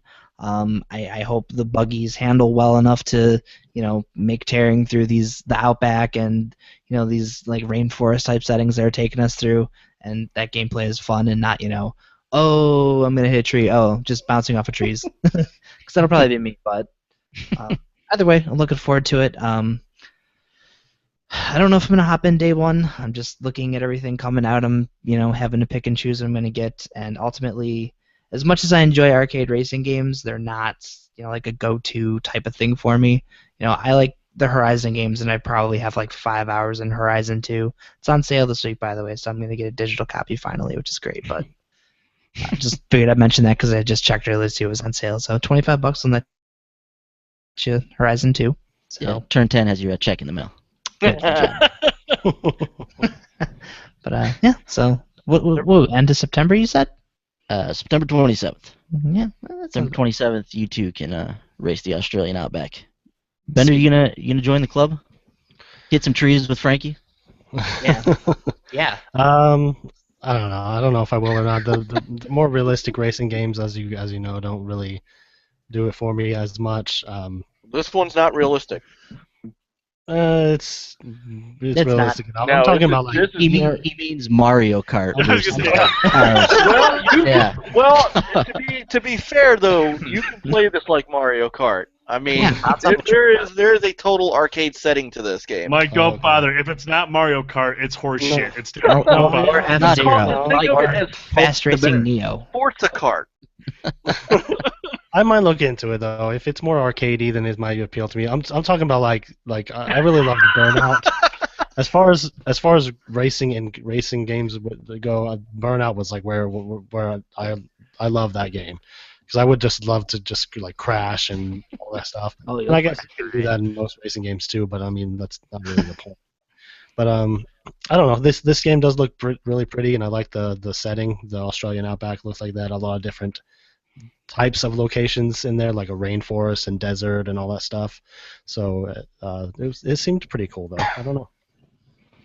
Nice. No. So yeah, Forza Horizon, really cool looking game. End of September for that one, so look out for that. From there, we moved into a Recore game that reared its head again. Got a release date of September 13th. Got a new trailer for it. A couple minutes of gameplay for it. This one coming to Xbox and PC as well, of course. You know, we saw the main character. We saw some of her robot companions as well.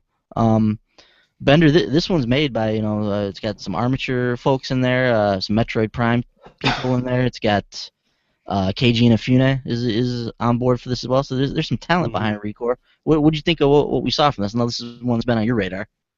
Yeah, this is one I'm definitely looking forward to for sure. I liked what we saw. The trailer gave us a little bit more of an idea of what the game is and what it's like, how it plays. Because the initial trailer, it looked cool, but it was like didn't really tell us anything. More of a teaser. So this one definitely showed off a lot more about the game. Made me interested in it more. And I'm glad it's coming out this year because I was convinced it was going to be 2017 since we knew so little about it. But I'm definitely excited to play that one. I'm looking forward to Recore a lot. It looks cool. Gotcha. Matt, what do you think of some of the stuff that we saw from Recore? We saw the grappling hook. We saw some third-person shooter gameplay. Saw some platforming there. Does any of this stuff get you juiced at all? Yeah. I mean, like, I'm always willing to try out a game I never tried out before, and thought that I probably would skip it. But I mean, definitely Recore looks something that I would definitely be into with the electric and everything, and the grappling ability, like you guys said. I mean, like, it looks very tempting. I will definitely try it out. Now, Mike, when I was watching this, I don't know what it was, but there was something was missing for me. Like I didn't get what was going to be like really unique about Recore, and I think there's still a little bit of mystery about the game, and that's fine from a narrative perspective. But I'm still not quite sure what I'm getting into with the meat of this game. What do you think about what we saw from Recore? It reminds me of a couple of it reminds me of a Pixar movie, to be honest. Gives me sort of that feel of Wall-E meets the every desert scene in Star Wars meets Robots, which wasn't a Disney movie. But I mean, so I'm a sucker for third-person narrative-driven games.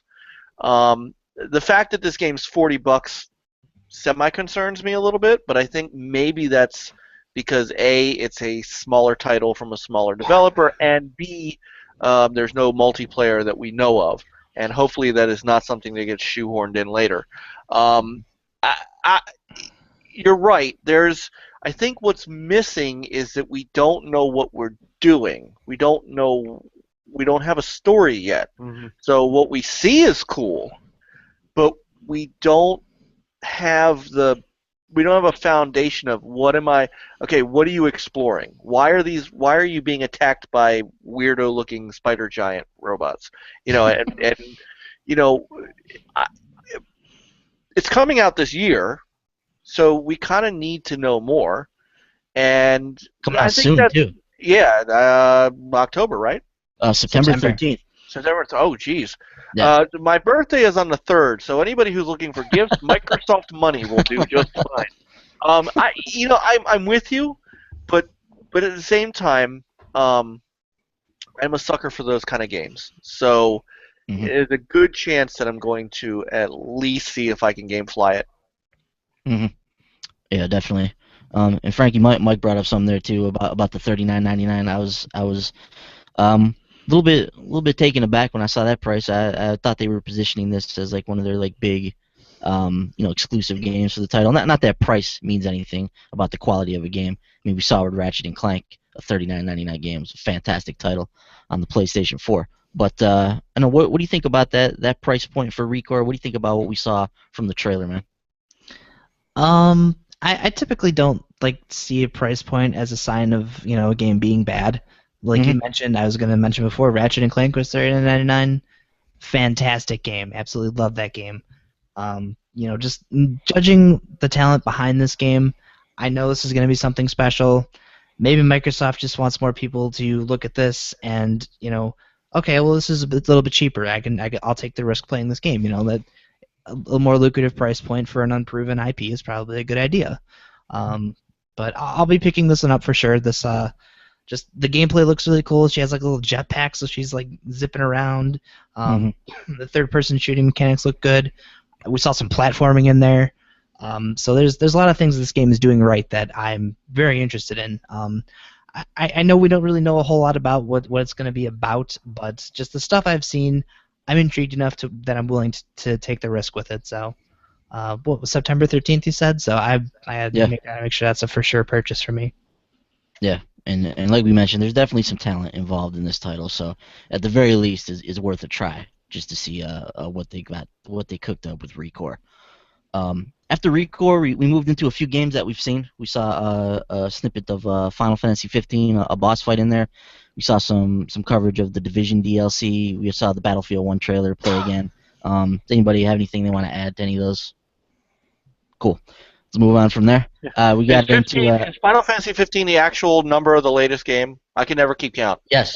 Okay. So it's not a remaster of another game? No. Okay.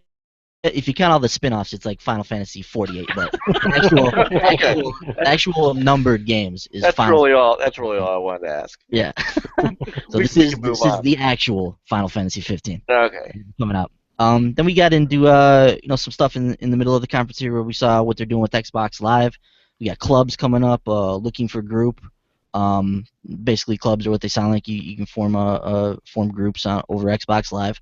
Looking for group is kind of a cool. You put out basically like a want ad when you're looking for people to team up with. Say you're doing a raid in Destiny and you're looking for some people that can help you out. You can put out an ad for that on Looking for Group and try to get a squad mates. They've got Arena, which is like this tournament. This I guess developer publisher sanctioned tournaments that are gonna be running over Xbox Live that you can get involved with. Anybody have anything they want to add about Xbox Live? What they're juicing up here? I mean, these all sound like cool features. Yeah. Sounds like communities. Yeah, That's basically exactly. Yeah, sounds exactly like that. So I'm sure that'll be a welcome addition to Live. From there we got into Minecraft. They did a few things with that. Is anybody on this show a Minecraft fan? That kid is. Yeah, exactly. My son plays Minecraft.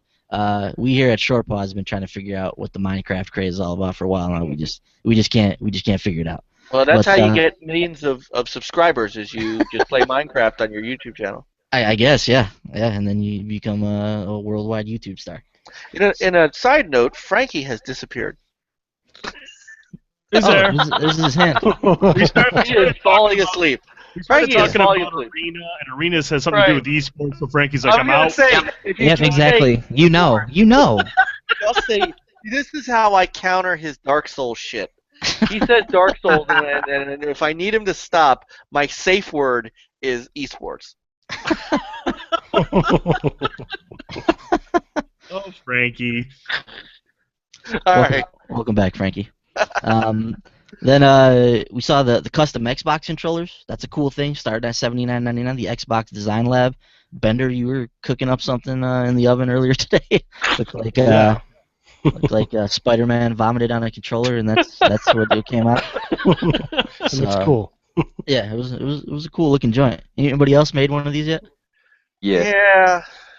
Played around a little bit with it. They mentioned over 8 million different variations on these controllers. I'm gonna say that I'm gonna call bull hockey on that.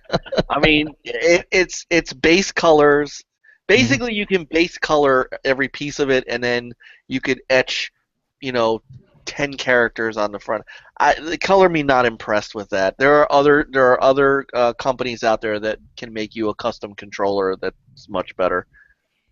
Yeah. I would have liked to have had the opportunity to put a picture on there. So like, we could have put our respective logos on there. That would have been cool. But yeah, I mean everything. It's like seriously, it's like somebody from Fisher Price is making your controller. I mean that's what it looks like. Nice. After the custom controller reveal, we moved into the ID at Xbox segment of the show. We got a release date for Inside, June 29th. Limbo also free right now via Xbox Live. If nobody's picked up that gem, we saw a sizzle reel that had gems like Cuphead and Below and Stardew Valley and The Culling and a few other games that we see coming from ID at Xbox. We learned that Ark is a Play Anywhere title, and then arguably the coolest part of this segment was when we got to see the gameplay trailer for We Happy Few, which is coming to the Xbox preview program July 26th. Brent, this is something right up your alley. This game looks creepy, disturbing. You'd be right at home in here. Oh, this is my bread and butter, and I'm digging Witty in the chat room. This guy likes a lot of stuff that I like, and he made a great comparison. This looks like it's a mixture of BioShock and Dishonored, with its art style and then obviously the psychological approach to it. We Happy Few, and we talked about this is coming to what's the early access on Xbox? The games preview program. Games preview. I don't care. They can come out and say, "Dude, there's only 10% of the game." And I'm like, "I'll pay full price for this right now." Like, I seriously want to play We Happy Few like you wouldn't believe. This looks demented. It looks very disturbing. It looks psychological. That scene when they were like, "Come on, open this up," and they give him a stick, and as soon as he starts beating on the pinata, his drugs wear off, and all of a sudden, boom, it's a rat, and they're all just eating it, and I was just like, dude, this looks. I won't drop the F-bomb, Mike, but it looks effed up, dude. Do it. Welcome to the Super Deformed Games. Is Alcoholic still in the chat room? I don't even see him. I don't think so. He was the one. Because he's from there, and Enrique was. That would have been right up their alley. He's the one who thought Matt was in jail. Yeah. De Niro thought I was in jail. Mike, are you excited to take drugs and beat on dead rats and flee from porcelain masked freaks? I mean, this looked really cool. I can't lie. Like when he beat the pinata and his hands got bloody, I was like, oh man, that is sick. You get a big BioShock look at it. I mean, if you look at the trailer that's playing, it's got that feel to it, that old timey feel, and it's I think Compulsion's got something really cooking here that I'm curious as to. We're still not sure what the actual story is, but the elements that are getting put together are just freaky. I like it. Yeah, Frankie, what do you think of what you saw with this one? This is one of the most eerie things that we saw at E3, and in a good way. We had another game that was revealed that was just straight up scary, and then this one is the complete opposite end of the spectrum and just straight up creepy. A lot of really things in this game that are just really that just give you this really unsettling vibe. I've been interested in this ever since it hit Kickstarter, though, so I'm really happy to see that it's coming to consoles. Probably not going to touch it in the game preview. It's a single player game. I'll play it when it's ready. I got Banner Saga 2 coming at the end of July, so.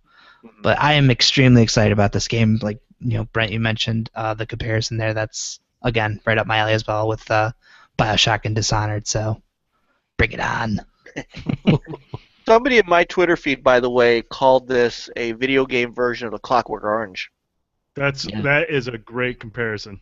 Yeah, that's perfect. And we mentioned that on our reaction show that this game has a Kubrick vibe to it. From what we've seen in it, so that's definitely an apt comparison. Absolutely. And one more thing I gotta ask you guys, and Mike, I'm gonna ask you the same thing I asked these guys on our show. Where are the release dates for Cuphead and Below? Like, how much longer do we have to wait for these games, man? So below, I have no idea. Cuphead, there is a reason for it. So when Cuphead was revealed, it was revealed as basically a boss rush game. Mhm. That was also when it was simply a timed exclusive for the Xbox One. What's happened in the meantime, Microsoft has come in, and now it's a console exclusive game for them. They influxed a good bit of cash to the developers, and the developers said, well, if we take the extra time and add platforming to it. So what you saw in that trailer that kind of came out on IGN before the show and before the press conference is really the platforming levels they are putting together. Otherwise, that game would have released by now, but they're adding a whole new element to it to go along with it's no longer just a boss rush game. Cool. So below, I couldn't give you an answer for, but Cuphead has actually a legitimate reason why it's still in development. Well, I am legitimately excited for that game, so I need them to Oh God, yes. legitimately get that thing out because I really want to play it. So This is just freaky, by the way. What's yeah, going on here, right now? This is the eating part is yeah. disturbing. Yeah. You Yeah. okay, Bender? I'll be all right. I'll be all right. Just close your eyes; it'll all be over in a few minutes. Yeah, so we happy for you. Just disturbing as all hell. Yeah. From ID at Xbox, we moved into we saw a trailer for Gwent the game. No, Frankie, you mentioned card games, a big press conference item this year. So we got more card game action with Gwent. And we saw some stuff from Tekken 7 with Akuma in there. Tekken Tag Tournament 2 free for gold members this week as well. Anybody have any thoughts on Gwent or Tekken? Yeah, Tekken. Go ahead. I'm sorry. Go ahead, No, Matt. please. I'm a big Tekken fan. I've been a Tekken fan ever since the first Tekken on the first PlayStation. Um, I love the look of Tekken 7, and it just looks really awesome, and I can't wait to see what the story mode looks like. Yeah. Matt, what'd you think of Akuma having like all of his moves in there? Like he's got fireballs and dragon punches and stuff that these Tekken characters don't Yeah, typically have. like a dive kick. Yeah. Got the Yeah, dive kick, and he's got his regular Ultra. yeah, he's got his Raging Demon in there. Yeah, Raging Demon, and yeah, it just looks really amazing. Yeah, it does. Definitely looks cool. Tekken always puts out a good game, so Tekken 7 by all accounts, another fantastic game in the series. From there we moved into Dead Rising 4. We got the official reveal for that. Frank West is back.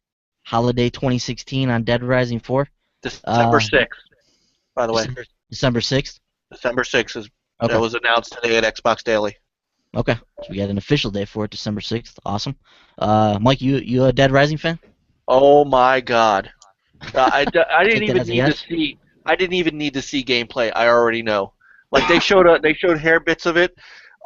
All it has to do is be like 3, and I don't care what else they do. I played through Dead Rising 3 3 times.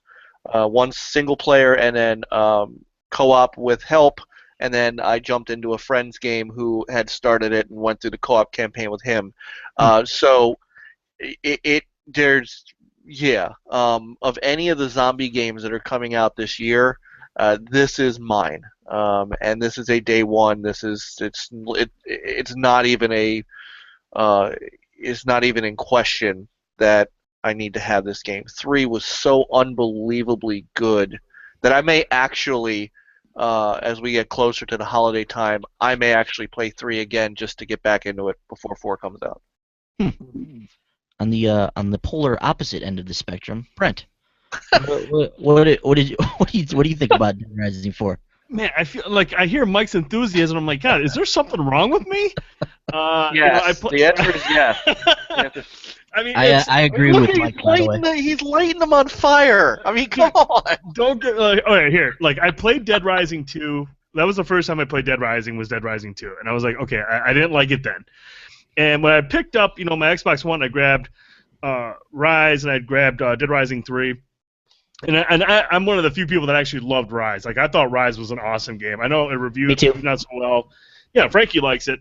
And, going into Dead Rising 3, I was like, okay, I didn't really like the last one, but I want to see what this one's about. And I probably didn't give it a fair shake, and that's on me. I'm not going to come out and say I hate the game having played all the way through. I mean, I played probably about an hour and a half, and it just didn't grab me.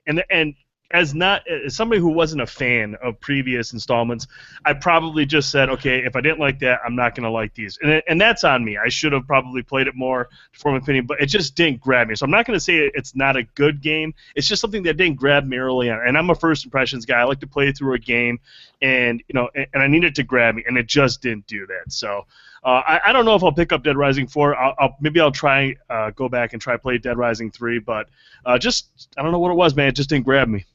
If you want to take another shot at Dead Rising 3, let me know. I will run it with you. Can you do co-op? Yes. Okay.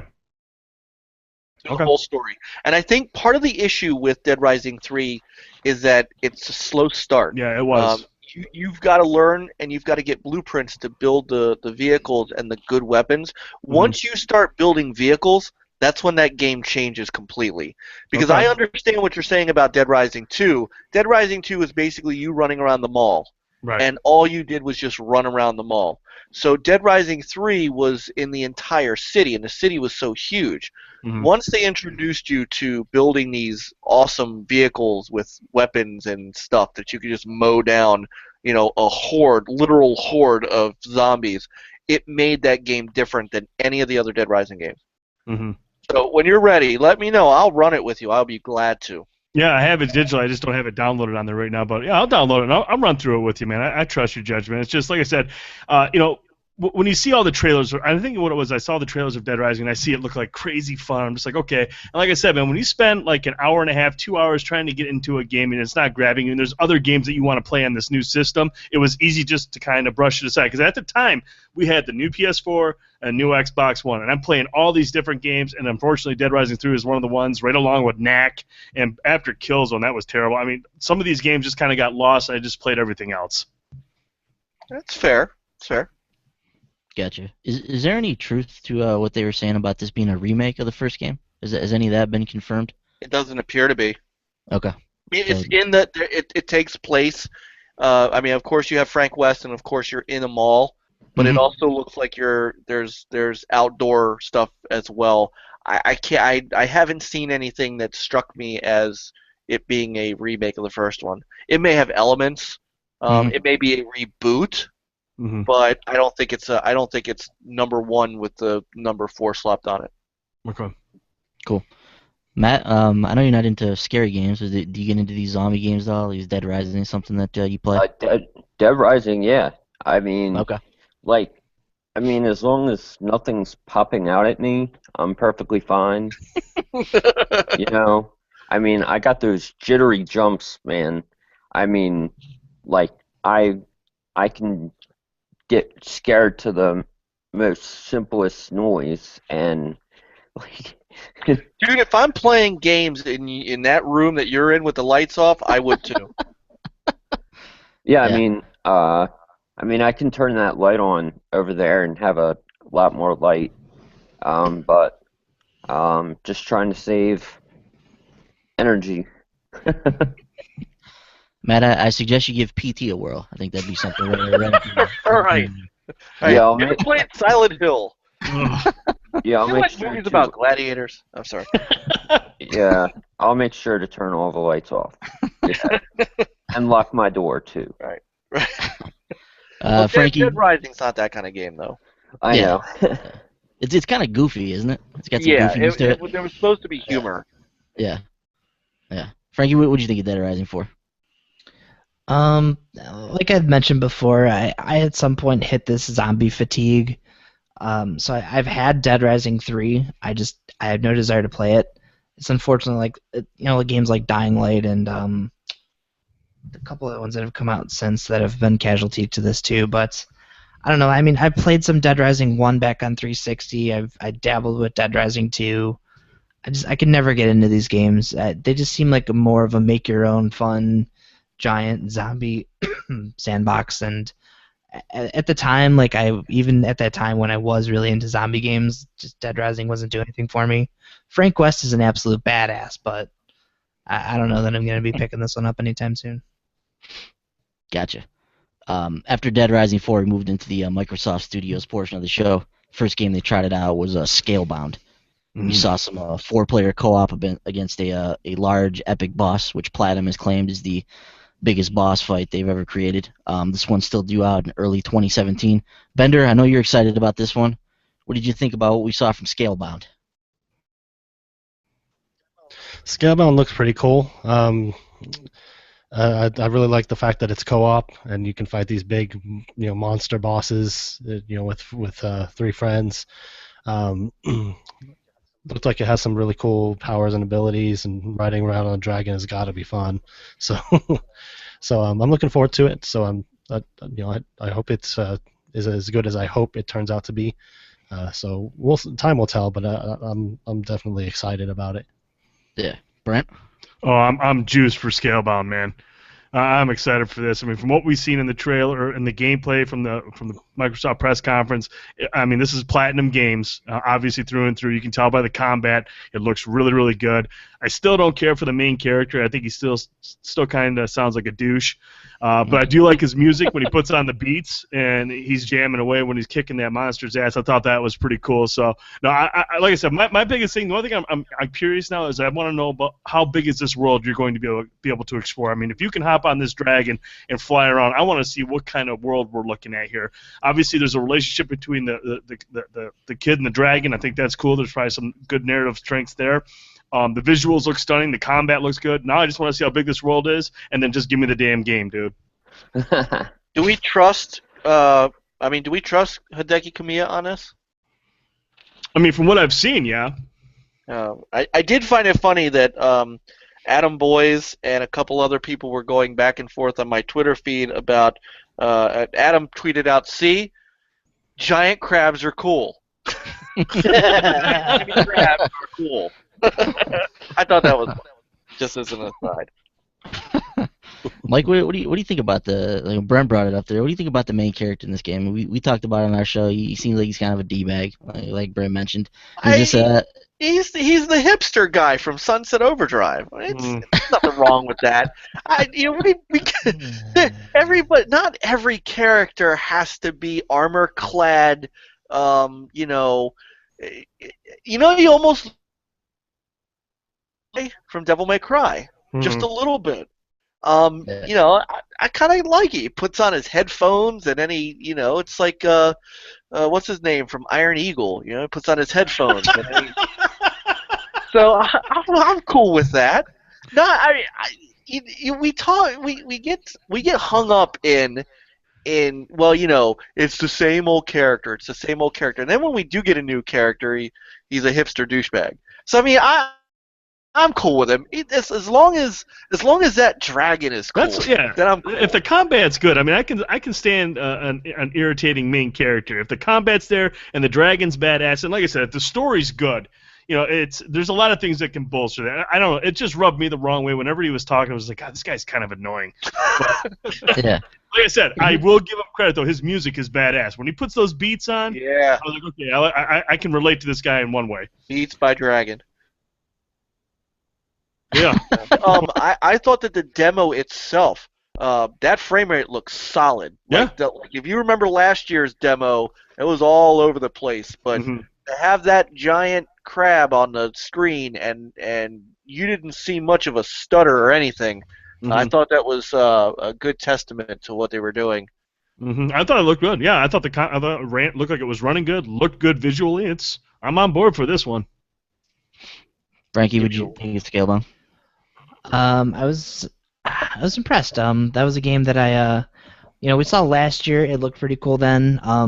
Getting to actually watch one of these boss fights unfold, just all the different things he's doing. You're working together with your dragon. You're hopping on. You're burning off parts of the enemy. You're having your dragon launch you onto a weak point so you can punch the crap out of it. He has like you mentioned on our recap show. He's got like a devil trigger type of move he does too. So he just does even more damage while he's wailing away at these weak spots.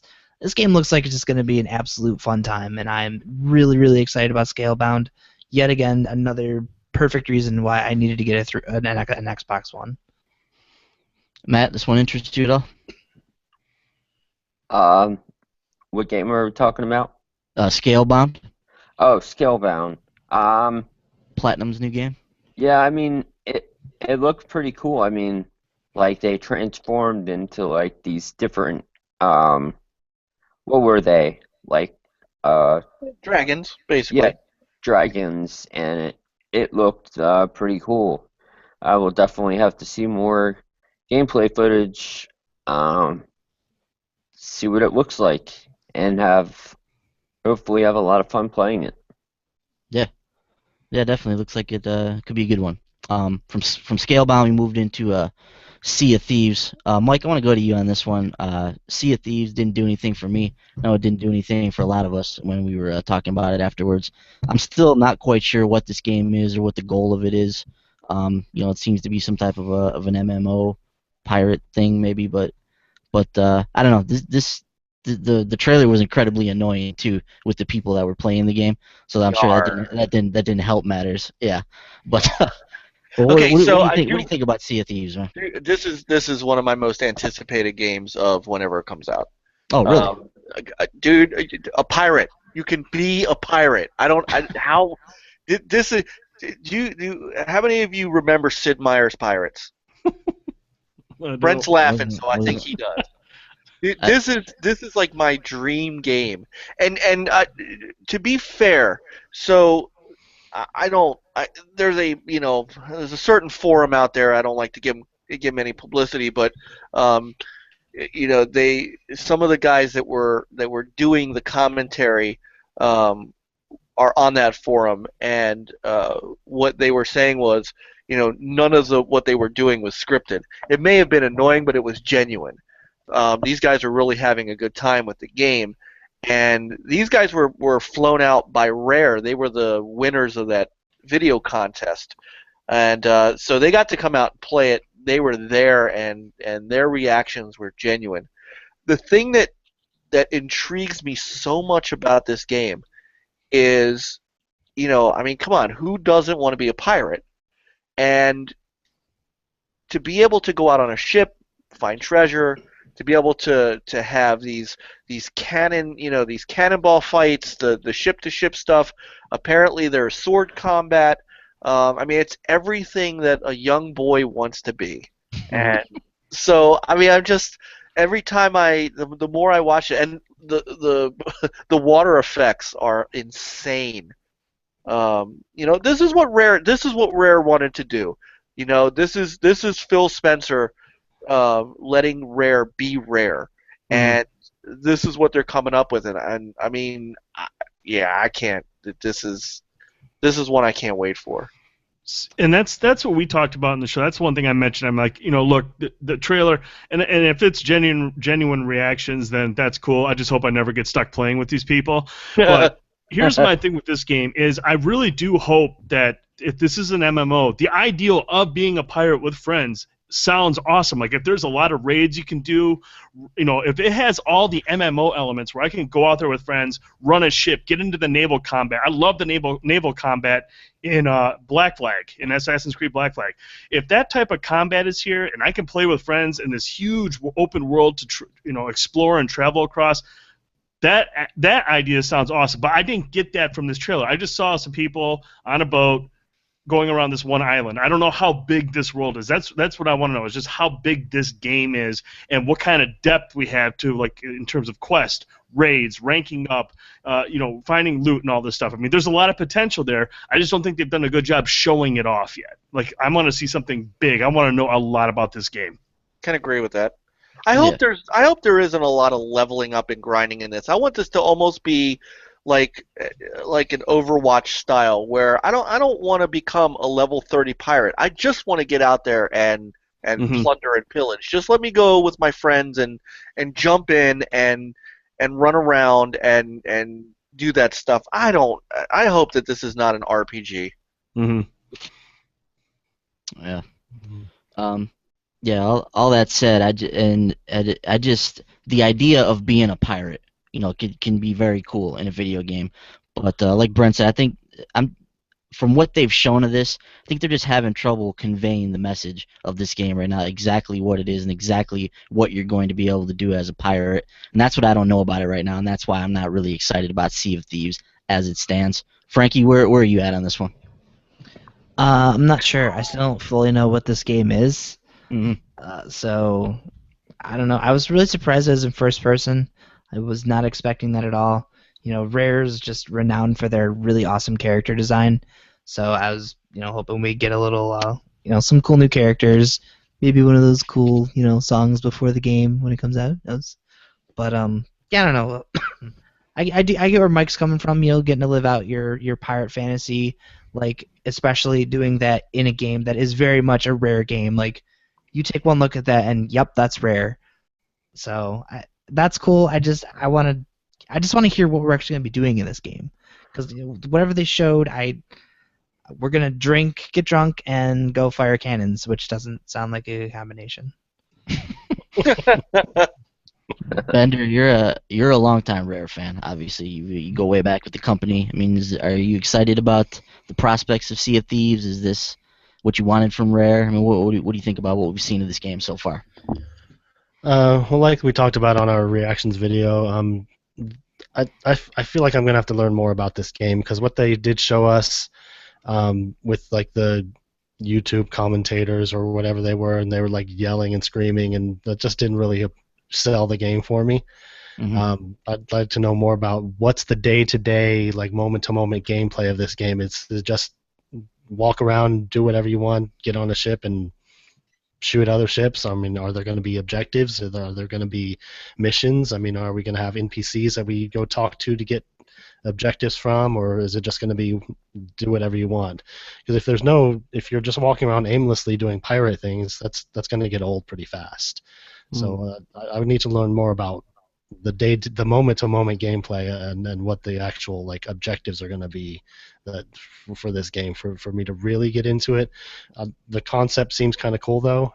It has a really cool logo. I'll give them that. I like the logo. Congratulations, Rare. You made a great logo. That's sterling praise from Bender _ guitar right there. Let me tell you. Awesome. Matt, you got any thoughts on Sea of Thieves, man? I didn't really get to see a lot of like gameplay. I just saw like people having fun, messing around, and stuff like that. I mean, I didn't see like where the story takes place, or like how things are going to transpire in the game. But I'm always behind Rare. They make some amazing games and stuff. I was really hoping for a Battletoads game. I don't know. I thought I heard through the grapevine that a Battletoads game was going to be happening, but we'll see what happens. Yeah. Matt, I'll teach you never to trust the word insider. Maybe, insiders blew a whole ton of things this time around. So yeah. All right. Then from Sea of Thieves, we got a State of Decay 2 trailer, just a cinematic trailer. We didn't see any gameplay of this. Anybody on here a fan of the first game? No. Yeah. Dead Rising's my game for that. Dead Rising's your game, not into the zombie management. Yeah. Look, I like the fact that they're going online with it. They're going to make it, everything's co-op. Everything is everything's going to be Xbox Play when all's said and done. So I don't look. It was a very very niche. I don't want to say a cult game, but it had a very cult following, and it looks like it could be cool. But yeah, Dead Rising 4's got my money. Gotcha. And then from State of Decay 2, we got the big trailer for Halo Wars. Got an official release date for that of 2/21/17. The beta's going this week. I'm not sure if anybody's had a chance to jump into it yet, but you saw a Downloaded really it, cool but trailer. Nice. Downloaded it, just haven't got to it yet. yeah, I'm Michael, gonna play it over the week. are you a big strategy guy, or I mean, Not at I know all. I know you like Halo, but No, I'm not. I'm not a. And that's one of the genres I never was able to really fully get into. I tried when I was a young PC player to do Command and Conquer and things like that, and I don't know. This stuff doesn't appeal to me as much of an action game. However, I will never turn down a free beta. not It Wise a may sell words. me. It may sell me on it. it's not a bad way to live. Yeah, never turn down the free beta. Words of wisdom from a Mike there. Frankie, you have a newfound love of all things strategy. You Hmm. excited to maybe fire up the beta, see what Halo Wars is all about? Yeah, I actually should be done downloading by now. It's a pretty hefty download, so I had to make some Is it? room naturally. I think it was 6 or 8 gigs. It was It's 12. it's 12. Yeah. Oh yeah. Okay. You Yeah. need I that don't know. external hard drive, man. Yeah. Tell me Need it. about it. It's on the to-do list. But yeah, this is coming into Microsoft conference. This is actually like the game I was really excited to see. That the pre-rendered trailer that we got before they showed some of the gameplay from the beta, just absolutely awesome, man. Just you got these two generals slowly making their way towards each other. Everything happening around them is like in slow motion. There's just all this insane stuff going on. Things blowing up, people blowing each other up. And you got these two dudes just standing there head to head with all these guys clashing. It's great. Like that trailer just got me juiced. So I did find out today actually that there's a digital deluxe edition that will come with the season pass, Halo Wars Definitive Edition. That's the first game, and 4-day early access for $79.99. So that sounds good to me. That's a lot of stuff. And early access, I'm in. Nice. So they're remastering the first Halo Wars. Apparently, yeah. That's And it is information there. backward compatible right now, isn't it? Yeah, but this is going to be a complete 1080, 1080 60 remaster. So, hey, has all the DLC and everything. So why not, right? I wonder why they didn't announce that with the game when they were at the conference. That would have seemed like a cool thing. Yeah, I don't know. Okay. Brent, you gonna hop into the beta this week? Yeah, actually, I totally forgot to do it today, and somebody in the chat was talking about it earlier, so I'm gonna download it when we're done with this. Nice. Yeah. So Halo Wars 2 coming along nicely. I'll be interested to see what you guys have to say about the beta this week. Then we got to the big finale of the show. Something I wasn't even sure if they were going to go here, but they went here, and they unveiled Project Scorpio, and the two tenets that Phil kind of hammered home during the segment were true 4K gaming and high fidelity VR gaming. Those seem to be the two core principles around which Project Scorpio is being developed.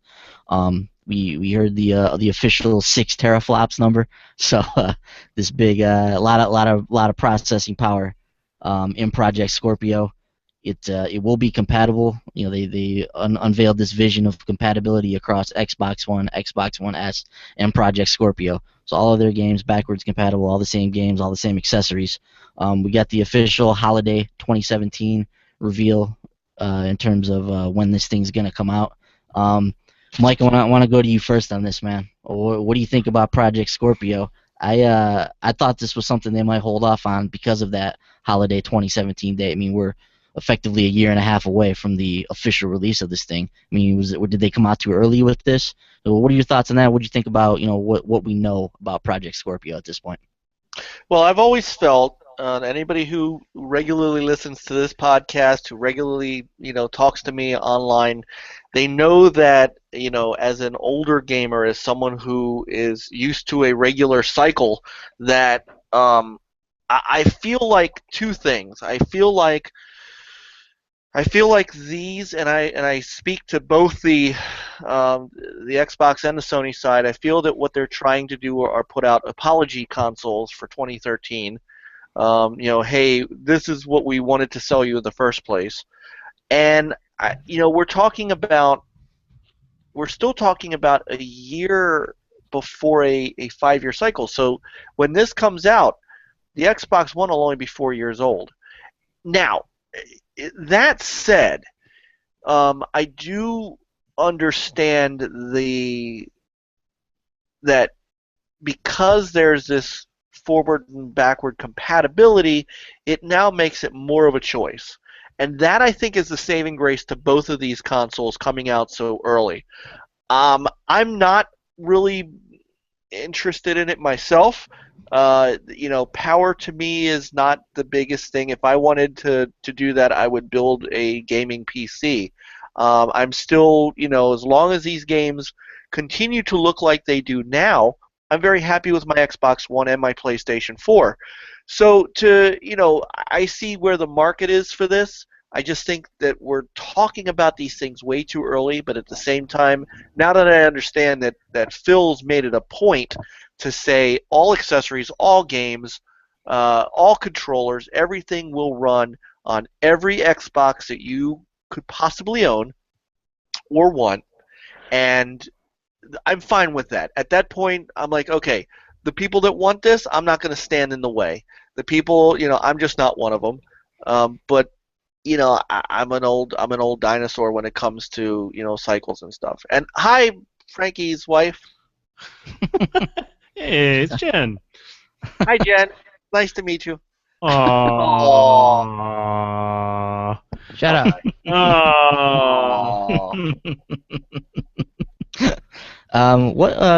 Mike, you said something there. What do you mean by apology console? I wanted to ask about that. The last console generation lasted 10 years. I know that's too long. When these consoles came out, and especially on the Sony side, we were sold on power. We were sold on 1080p, 60 frames per second. These consoles were the pinnacle. We were finally to a point to where they caught up with PC. PC would always lunge ahead. We've caught up to that. The promises of Toy Story graphics, that we heard about in the PS2 were finally coming to fruition. And so all of a sudden, if you think about it, this E3 is not even 3 years into the generation. We're not there yet because these systems launched in November. Mm-hmm. And less than 3 years, we're talking about another console. And so, to me, and we're talking about another console on both sides. So, to me, these consoles are I've been asking the question, how does Microsoft and Sony sell this to? Who are they selling it to, and how are they going to sell it? And it just feels like these are hey, we know we told you that 1080p 60 was important and all that, and we really couldn't hit it with the current consoles we had, even though we told you that's what we wanted and that's what we were going to hit. So here's really the console that we wanted to sell you the first time around. That's what I mean by an apology console. This is their way of saying, we're really sorry we short sold you in 2013. Here's the console you really want to have. Phil said it himself.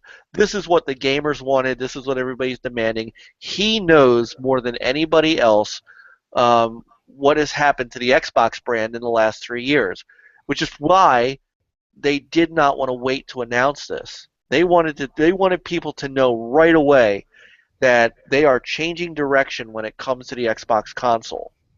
That's what I mean by an apology console. And I just want to make one more quick point, because this is important. When this was announced, and when especially with the Xbox Play, which I think is a wonderful idea and can only mean more money for Microsoft, we hear the teeth gnashing of, oh my God, well, why do I have to own an Xbox now when everything's going to PC? Microsoft's giving up on Xbox. Microsoft is killing off the Xbox brand. And then Phil comes out and says, oh, by the way, here's 2 new Xboxes. So this whole Irma Gerd, everybody needs to kind of stop that. the idea of being able to play with your friends on PC is wonderful. The idea of being able to get a stronger, faster console if you want to is plausible. But this doesn't, if you move to PC, you're also moving your friends list away from the rest of your games. And the amount of people that honestly own a PC, a gaming PC that also own consoles, that crossover number, if it's 10% of the entire gaming community, I will be surprised. So the teeth gnashing over this is kind of strange. My issue has always been timing, but that's my thing. Will I get one in the future? Possibly, but right now I'm really happy with what I got. Cool. Frankie, what do you think about what Mike said there and about the Project Scorpio? It makes sense. I've been on a show where he's mentioned this idea of these apology consoles before, and I think it was just at the time when these things came out, they were between a rock and a hard place. It was people were tired of the last generation. It was very clear that we were ready to move on. It just happened to be at that time, we started seeing, like PC components were beginning to, get into the next stage of evolution at that time. So I think they just came out at a bad time where, now we're getting, it was when they came out, we were starting to get into 4K gaming on PC, and that's a little more common now. So, now you have all these really high-end graphics cards out there. VR was in its infancy. And ultimately, like looking at the consoles we have now, and this is another thing I want to talk about too with you guys here. That was weird. Sorry, I saw some message or something. Oh, I was just fucking with Brett. Oh, okay. That was weird. I don't know what that was. But just like looking at the specs of these versus like minimum requirements for an Oculus Rift, it's very clear to me that one of the main advantages to doing this mid-cycle refresh or whatever these are, that they're ultimately to kind of bring VR to the console space, which is fine. If you want to give VR a fighting chance, we should definitely have consoles that can for sure handle a stable and, as Microsoft put it, a premium VR experience. Now, me personally, because the Scorpio was announced, I lost any interest I had in buying an Xbox One Slim. I already own an Xbox One myself, so if I'm going to really double dip into getting a second Xbox One, I'm just going to save up for a Scorpio. But I'm also really curious now, is Microsoft going to be getting into the VR arms race with somebody? Because we had John Carmack on stage with the Gear VR on his face. Todd Howard was in this Scorpio video. We know that Fallout 4 is going to be coming to the Vive. Microsoft, we've heard rumors of it trying to partner with Oculus. Like, what are they going to be doing in the VR space? With who? With everybody? Like, what's going on here? I think Phil said earlier, I think there was an interview that went up that he actually said he's building, this system is with every headset in mind. I think he wants to have every headset be compatible with the Xbox Scorpio. I'm pretty sure that's what I read earlier was an interview with him, that he's building this to make sure that any headset can work with it. Whether or not they partner up, I don't know, but he's making it so these will be compatible with any headset that wants to be used with it. Remember, they already have a partnership with Oculus. Mm-hmm. I think they were going to expand on that. Now, whether, I would be interested to see if they were going to also include Vive in that. That would be crazy. Well, I mean, that makes me wonder because, and I'm sorry to cut you off, Mike. You mentioned please. the Vive. You mentioned the Vive. During that press reel where they were running with all the developers, they had Todd Howard saying they want to bring Fallout 4, to an Xbox One via VR. And as we heard the night before on Bethesda, Fallout 4 is exclusive to the Vive.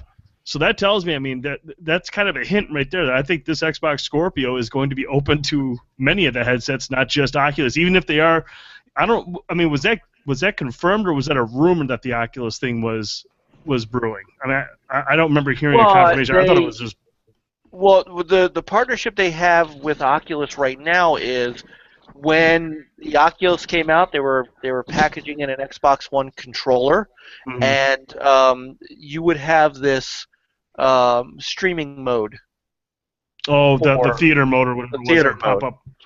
So, but I mean, I just wonder if Todd Howard kind of just mentioned, by him mentioning it, that's suggesting that this thing will be compatible with other VR headsets. It is definitely a possibility.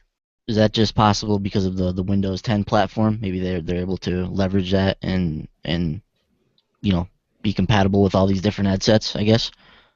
Yeah, I mean, like I said, I'm not sure all how this works. I'm just going based on what Todd Howard said and what Phil said earlier today. Mm-hmm. Matt, you got any thoughts on the Scorpio? Yeah, I mean, it has pretty much 4K, like everything. How many they said 6 teraflops, right? Mm-hmm. And Yes. yeah, so I definitely need a Scorpio for sure. But as as for the Xbox One S, like earlier, I do travel a lot, but I'm trying to save money to go to E3 next year and stuff like that. So I might just pass on that. Yeah. Just wait till it's an absolute necessity for you. Yeah. Bender, I'm bringing you in on this now too. What are your thoughts on everything that's going on with the Scorpio and everything we've heard from it so far? Seems kind of interesting. You know, like we were talking about earlier, I just now got an Xbox, so time will tell if I'm gonna be jumping into another upgraded version when the time comes. But we'll see. I mean, like we were talking about on our reaction show, it seems weird that they announced it now. They could have waited, but it is what it is. So we'll see. It's definitely interesting to see what it turns out to be and what it turns out to be able to do. Mm-hmm. Yeah, and Mike, that was the big finale to the Microsoft conference. So there's a lot of stuff in there over that 90-minute period of time, but some cool stuff in there for sure.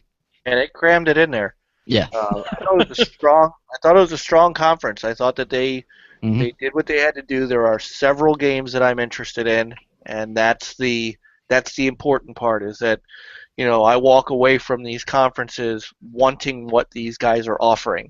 Right. The two main guns in this at this E3 gave me that. So they certainly did. Yeah, definitely. So what did everybody else think about the conference itself? I liked it. I like what I saw. I mean, I'm excited for Scalebound. As a tech whore, I'm interested in Scorpio. I guess the only thing I'm curious about with Scorpio is what that price tag is going to be. I mean, they're saying this is the most powerful console. I don't see this being your typically priced console. I think this will be a little bit more expensive, and that's what I'm just waiting to see is what kind of price tag is going to be on this thing. And then, I was actually kind of interested in the Slim, even, because due to the added boost. But, I have a PC that can run a lot of these games, so I'm good on holding off until the Scorpio. But I am curious to see what the price tag on this thing is going to be. Other than that, I'm a tech whore. I'll usually throw anything that's new. So I'm interested in that. But Scalebound, Gears of War 4, I like Microsoft's press conference. I like the games that I saw. I would love to hear more about Cuphead and a release date. But overall, a strong show. Mm-hmm. Matt, what were your overall thoughts? I thought they organized that pretty well, definitely. I mean, the customization controller thing was pretty awesome. The group thing with being able to say, like, oh, I need help with this achievement. Can anyone help me out? And stuff like that. So that's really helpful and stuff. I think it'll definitely have a really big impact to Xbox and be able to do new things and everything, and it seems pretty exciting. So. Mm-hmm. Yeah, definitely. Frankie? It was a really good show. I feel like a lot of the stuff I wanted to see was there. Everything I wanted to be more excited about delivered. I'm absolutely amped to play Gears of War 4. Super excited to jump into Halo Wars 2. I got this beta downloaded, so I'm gonna check that out sometime this week. Really surprised to hear about the new hardware. But overall, I mean, the only thing about the show that really drove me insane was there was a lot of panning away from the action multiple times, especially during Gears. Like, they're constantly panning around the stage, going back to the live feed, panning around the stage. That really started to bug me, especially when they did it during Recore. Recore was just a trailer. Just let the trailer play. You don't need to show me a stage. I get it. We're at E3. I don't need to see the stage for a trailer. I feel like they just did that way too often. It did at some point start driving me nuts. That has bothered me for like the last 5 or 6 E3s. It's always and it's any conference. I mean, whenever a conference does that, I'm just like, will you guys stop doing that? I don't want to see the crowd reacting. I want to react to it. Damn it. Bender. I thought Microsoft did a good job. Lots of cool things that they showed. I'm especially excited about Recore and Scalebound. But it was overall a good show. So, yeah, that's it. Yeah, it was a solid show overall. I mean, I agree with everything you guys said. All right. So, in the interest of time, this is, unfortunately, we're not on a Friday night this week. We're on a Tuesday night, and I know that some people in the chat room are already fading away because, a lot of us have to work tomorrow. I do not because my son is graduating from elementary school. Because elementary school graduation is a thing now. So he's got his ceremony tomorrow, and then we're taking him to lunch. So I don't actually have to get up at the crack of dawn. But Brent, Congrats, Mike. you do, right? Oh yeah, I'm good, man. Let's power through this. All right, but so do you guys want to go through the whole Ubisoft conference, or can we just hit the highlights? I say we breeze through it and get to Sony. Highlights sounds good to me. Because I'd really like to get to Sony's. Because that one was really strong too. So big games coming out of Ubisoft were, of course, Ghost Recon Wildlands. Anybody a Ghost Recon fan? Oh yeah. Oh yeah. I can't. That's one of the third-party games that is on my list. Yeah. And I'm hoping in the next few weeks, as things die down and we don't have as much to talk about, Christian Allen from Serlin will be on. He is currently his game that's currently out is Epsilon. It's a PC game. However, his background is in the Ghost Recon series. Nice. I'm excited to talk to him and bring him on to reminisce about the old days of Ghost Recon. But Wildlands looked awesome, and that was another case of really crappy forced dialogue in the multiplayer. Yes. So, but you guys are all excited for it? I'm a big Ghost Recon. I basically like anything Tom Clancy, dude. I mean, really, I think Tom Clancy games are awesome. I like to focus more on teamwork and working towards an objective, the authentic type of gameplay, the authentic tactics that they use, and they talk about. Rainbow Six Siege is still one of my favorite multiplayer games right now. So I'm looking forward to Ghost Recon. I like the open world look. It's kind of got that Far Cry setup where you can just go around, do whatever you want, pick up certain missions. Co-op looks good. When things escalate, they escalate quickly in that game. I like to try to carry out my missions as stealthy as possible. But when things heat up, this game looks like it'll deliver the heat too. Yeah, I'm super pumped for Wildlands too. I love what we've seen in the game so far. I really love this setting, like this dirty, grimy, just down and gritty setting with the drug cartels and the covert ops and all the kind of stuff that's going into this game. Looks really like a really cool setting especially for a Ghost Recon game. I mean, it's unexpected. I loved like the motorcycle chase in the trailer where they're all converging on that runaway pickup truck. Thought that looked like a lot of fun. The co-op looks fun. I mean, they're calling out tangos, synchronizing their shots. So the world is gigantic. I mean, just absolutely massive from what we've seen in Wildlands. Huge map. Yeah, so I'm really excited again. I think this looks awesome. Nice. Anybody else? Yeah, I'll probably give that one a shot. It looked fun. It looks like a lot of heavy focus on teamwork, as you would expect from a Tom Clancy game, like Brett mentioned. I love the setting as well. I like how these missions. It seems like there are various approaches you can have to them. You can go in stealthy, go in guns blazing, hop in a helicopter, got your buddy on the motorcycle trying to shoot this guy down. Like it just looks like it could be not only just like cool and stealthy, but also really chaotic and heavy on the action when it needs to be. So I'm really excited to check that one out too. Yeah, digging it. All right. I figure what we'll do here, and we may want to do this the rest of the way out, just so we can get through this before 1:30 in the morning. Um, let's get these games out and then just open forum. If you've got something to say about the game, great. If not, then we can move on, because not every game is going to be for everybody. South Park, Fractured But Whole. I cannot wait. Oh my god, what they showed. Oh, Oh my god. Go ahead, Matt. Oh, go ahead, Matt. oh my gosh. I don't even know where to begin. I mean, that was absolutely hilarious when they were talking about the mom and dad. Oh god, And, yeah. and I was like, oh my gosh, like this looks so funny. And oh my gosh, it just uh looks like another crazy adventure in the South Park series, so it should be awesome. Go ahead, Brent. I was going to say I pre-ordered that today just so I could get the Stick of Truth. The Stick of Truth came as games with gold and back compat, so I haven't played it yet, and not because I didn't want to, but because, oh Lord, I haven't had time. But holy crap!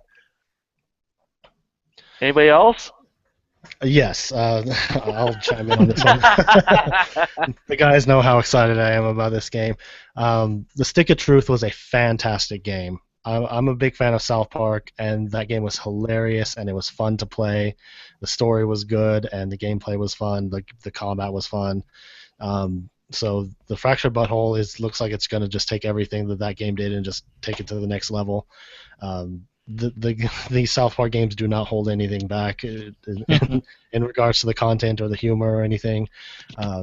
So I'm super excited about this new game. It's gonna be really, really cool. It's like playing an episode of the show. So they did really well on the Stick of Truth. So I have high hopes for the Fractured Butthole. Like Fastback's talking about in the chat room. I mean, the whole thing where they're making fun of the whole Marvel and DC phases. Yes. I mean, that was That just was great. hilarious. That board, you're right, Brent. The board with all the There's like 40 movies on there. It was hilarious. right.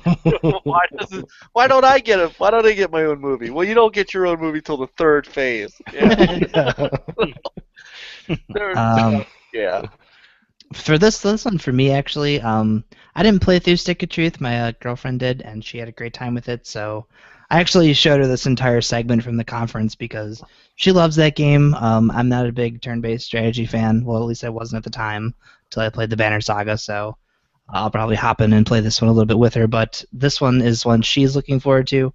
I'm excited anytime I get her to sit down and play a game. So I'm excited for the Fractured Butthole. Nice.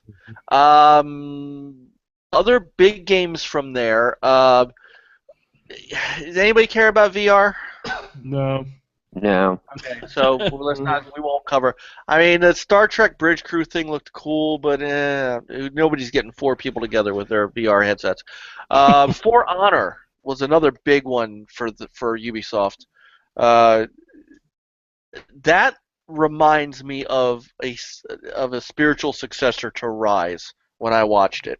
Like, I got Rise feel all over it. Yeah, I see Frankie. Take it away, Frankie. I mentioned the same thing during our recap video.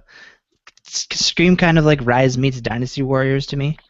Just, you have all these enemies on the screen you're beating the crap out of, and yeah, that game I was surprised because I didn't see Ubisoft's conference last year. I heard of For Honor, but I never really went on my way to look up anything that they showed on it.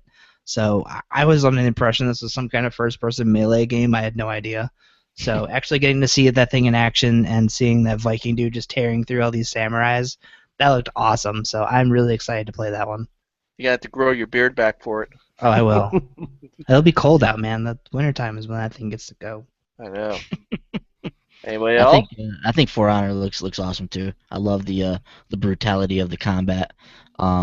like you said, I mean, that guy's the Viking dude's just running through there, just hacking away these guys with an axe and just going to town. It looks like there's some strategy at play in some of the intimate one-on-one battles, like we saw when he got to the end of that mission there, and he was fighting the bigger samurai. Looks like there's some cool back and forth that goes on with that. So I like what I've seen it for. It looks like something I can just sit down, grab a Viking, and just mash some dudes, and I think that's awesome. Nice. Yeah, I think it looks sexy as hell, dude.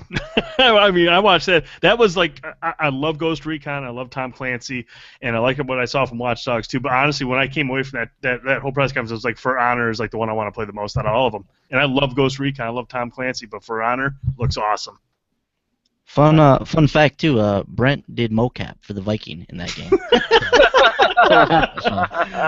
It's the fatter, slower class, kind of a tank character, I guess you could say. Slightly OP.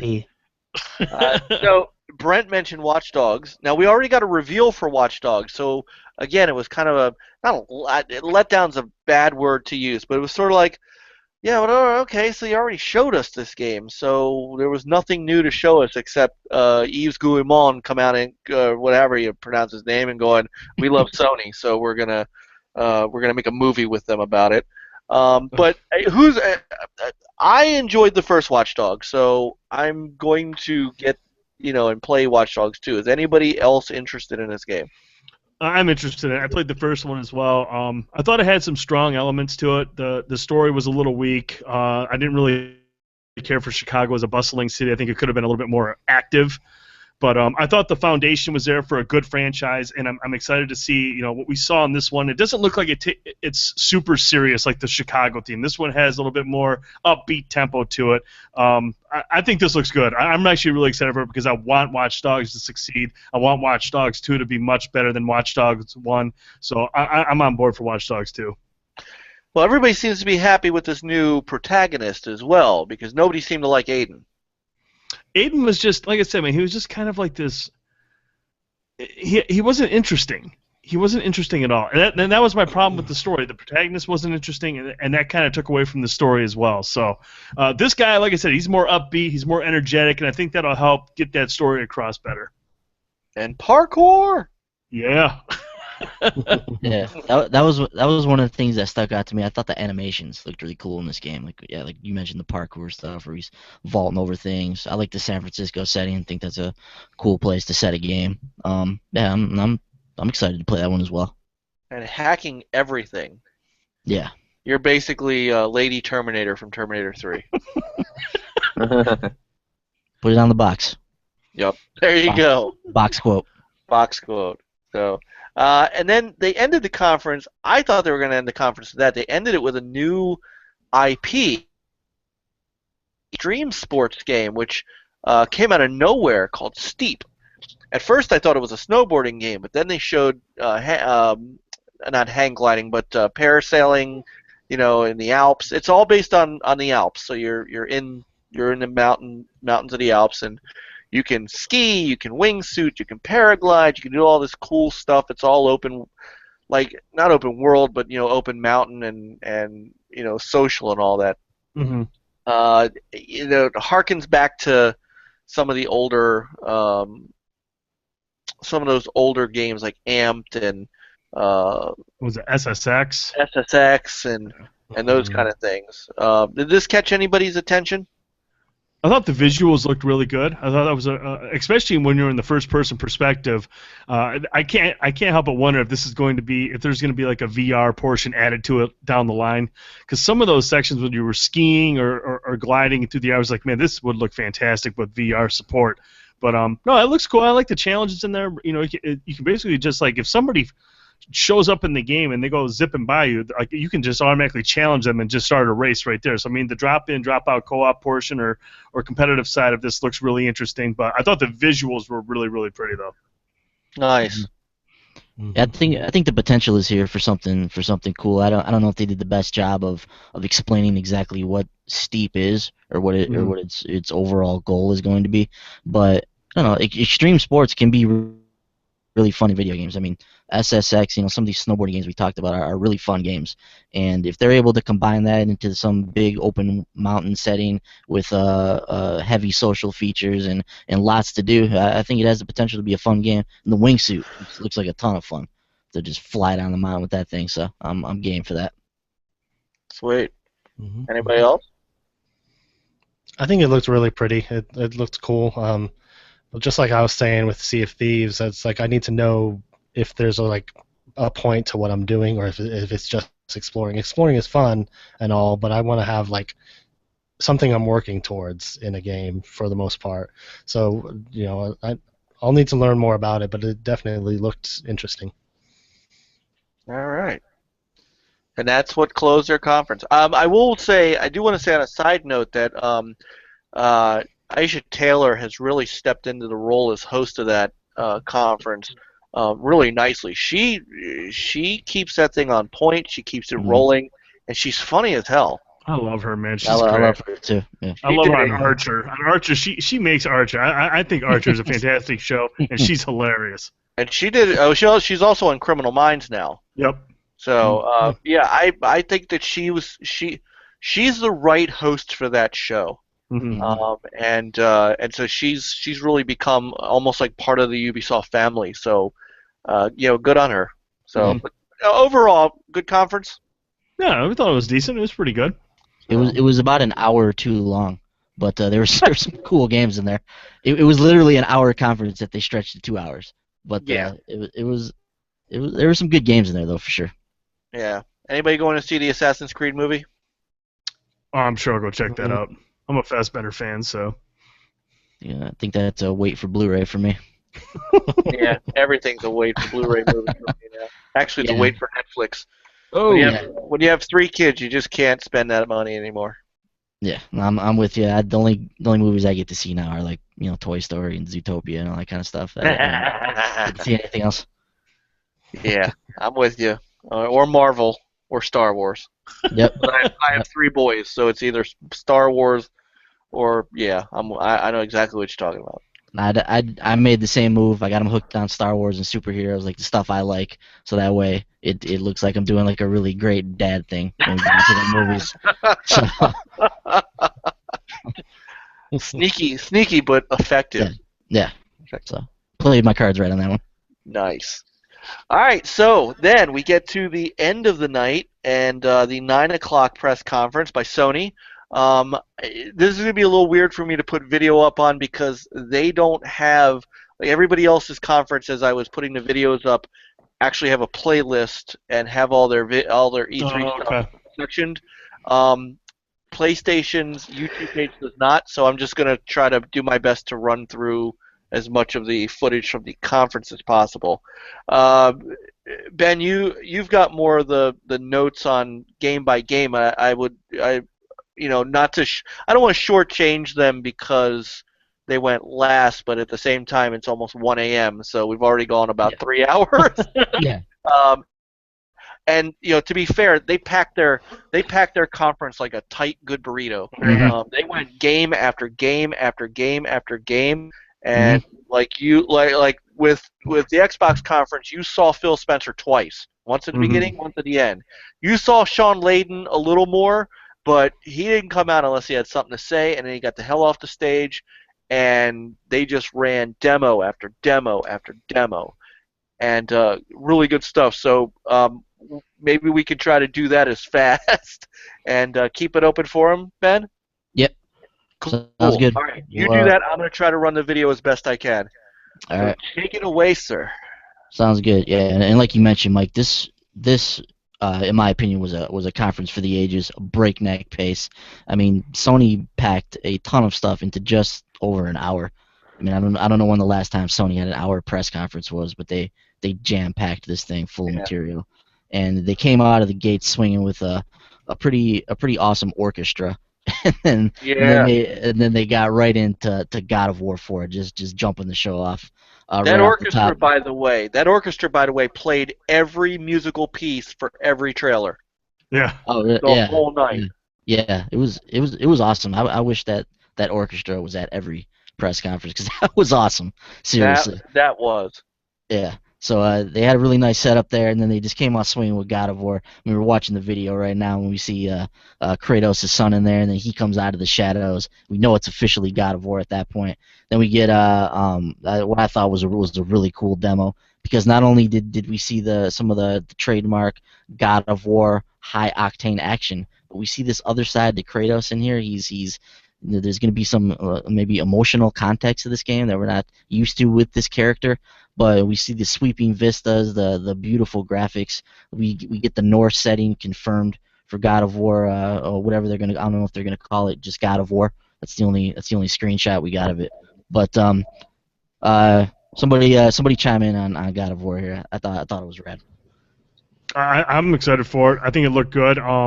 It runs well, and we talked about how it's a different camera angle than what we're used to. This is more of a third-person action game as opposed to kind of like that sweeping camera that moves all around. But I thought it looked really good. And like you mentioned, I'm curious to see where they go with this story, because like you said, Kratos is almost acting as a father figure here. I mean, he's teaching this kid how to hunt. They kind of have a moment at the end of the trailer, but it's still got all that trademark God of War combat, vicious, violent combat.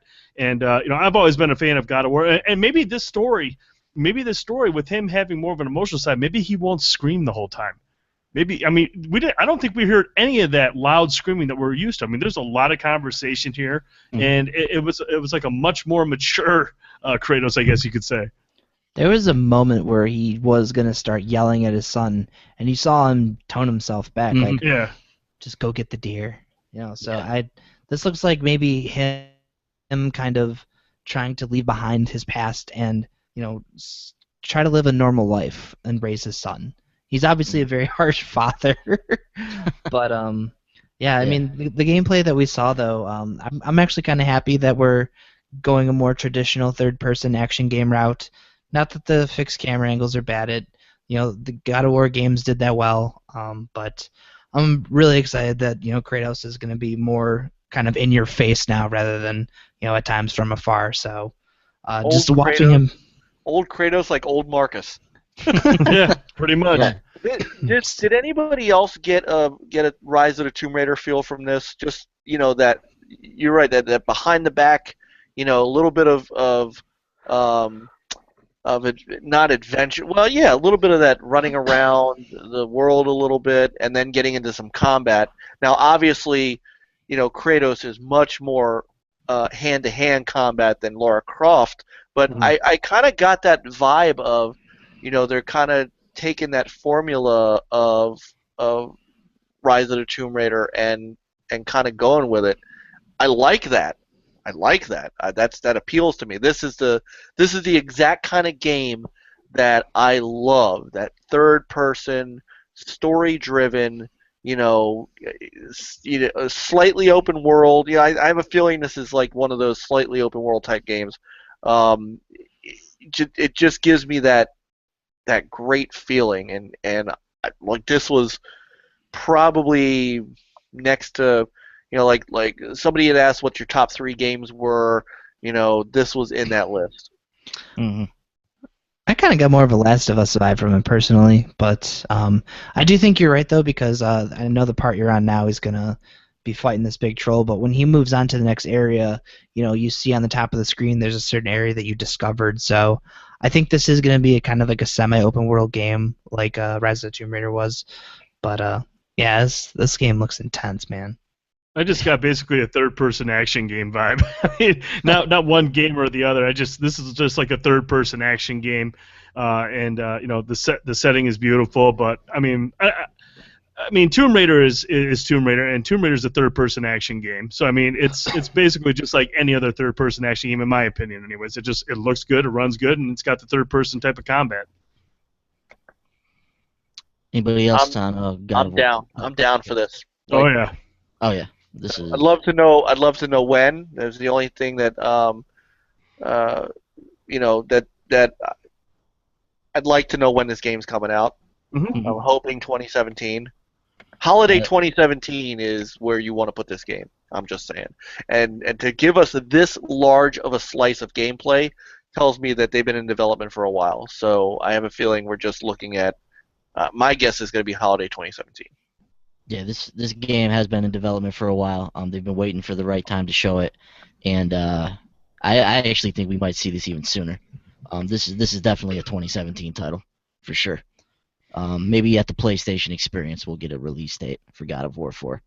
That's my thought. Beat the Um, hell out of that guy. yeah, yeah. This is such an awesome. Like I've watched this thing several times. It's such an awesome trailer.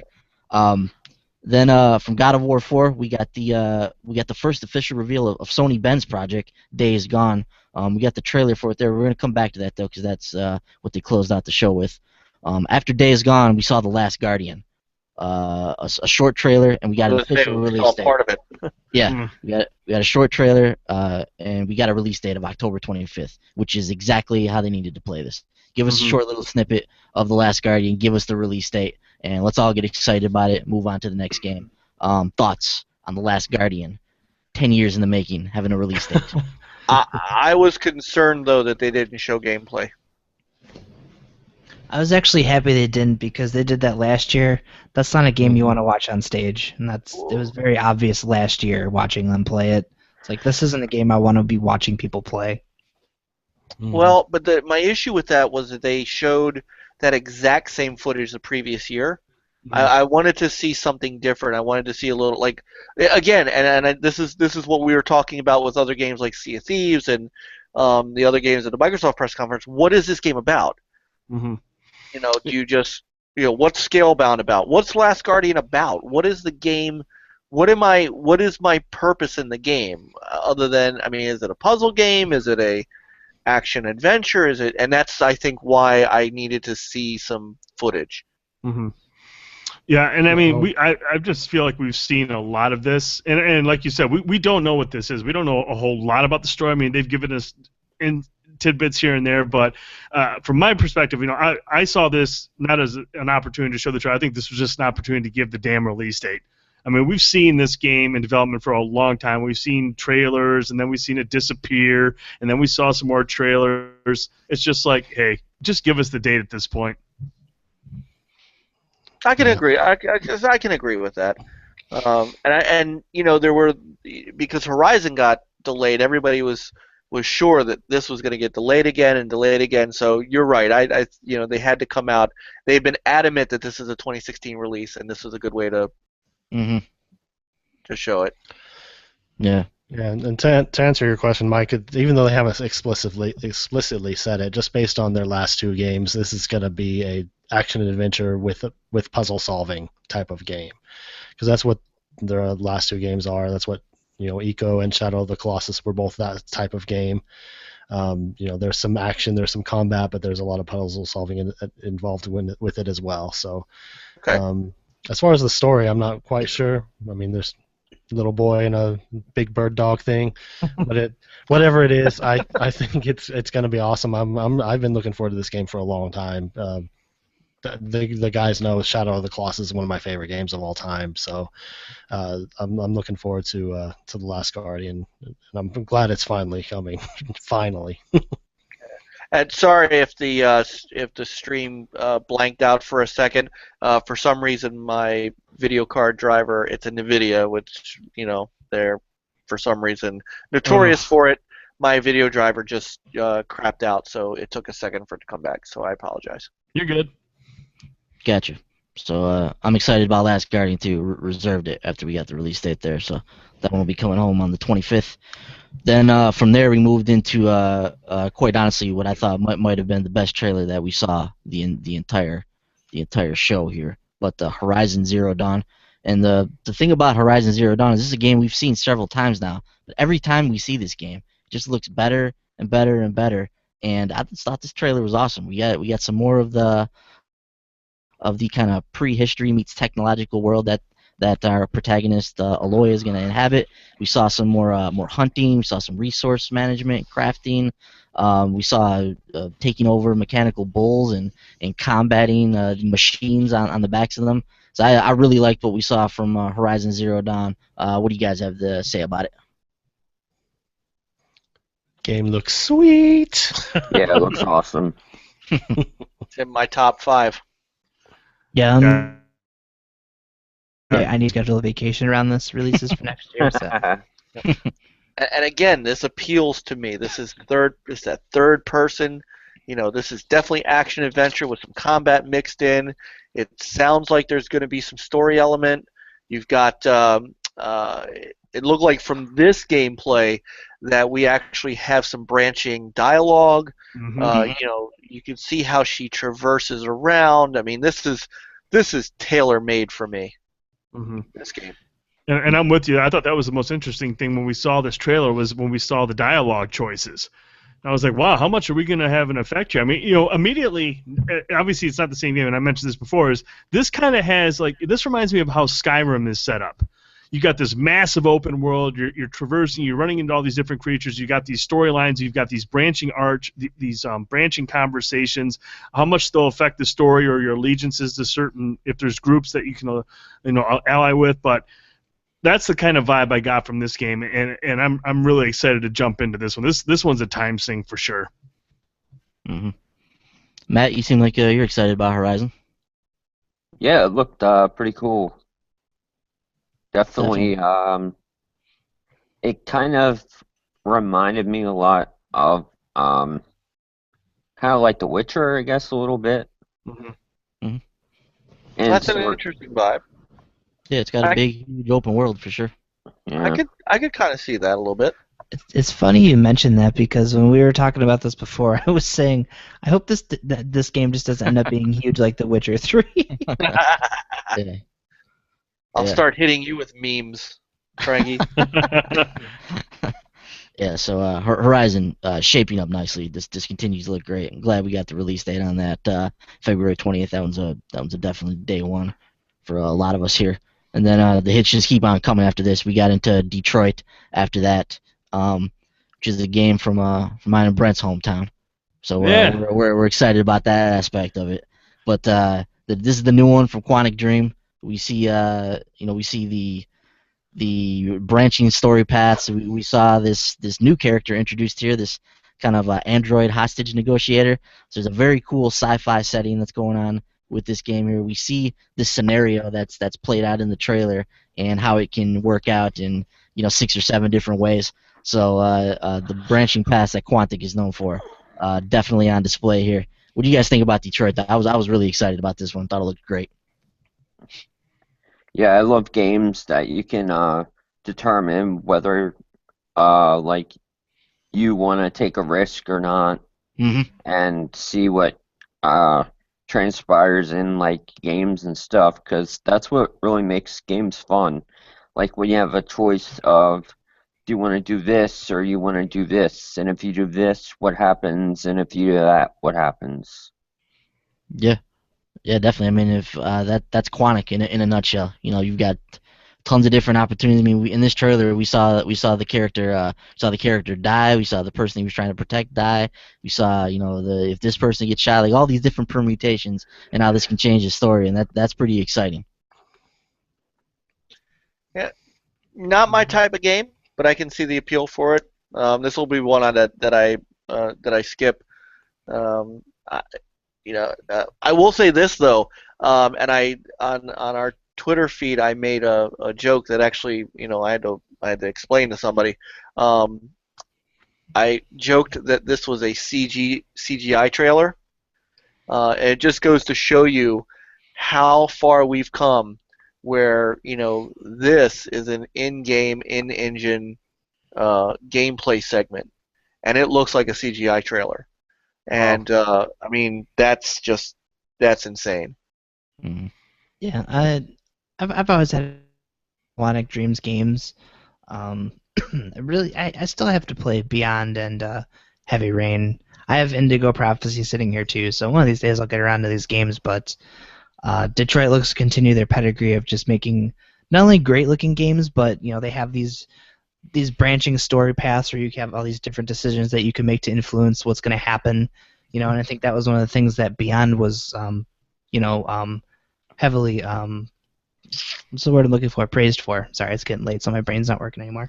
But yeah, I know Beyond was praised for the way you could branch through different decisions and the different scenes that would trigger based on what you decided to have Ellen Page's character do. So I'm looking forward to playing Detroit. Hopefully, playing Detroit. This is actually just really this is really impressive to me. Just seeing more than two options for how this one minor scene can play out. Yeah, I mean, you think about how many different consequences this could have on the rest of the story.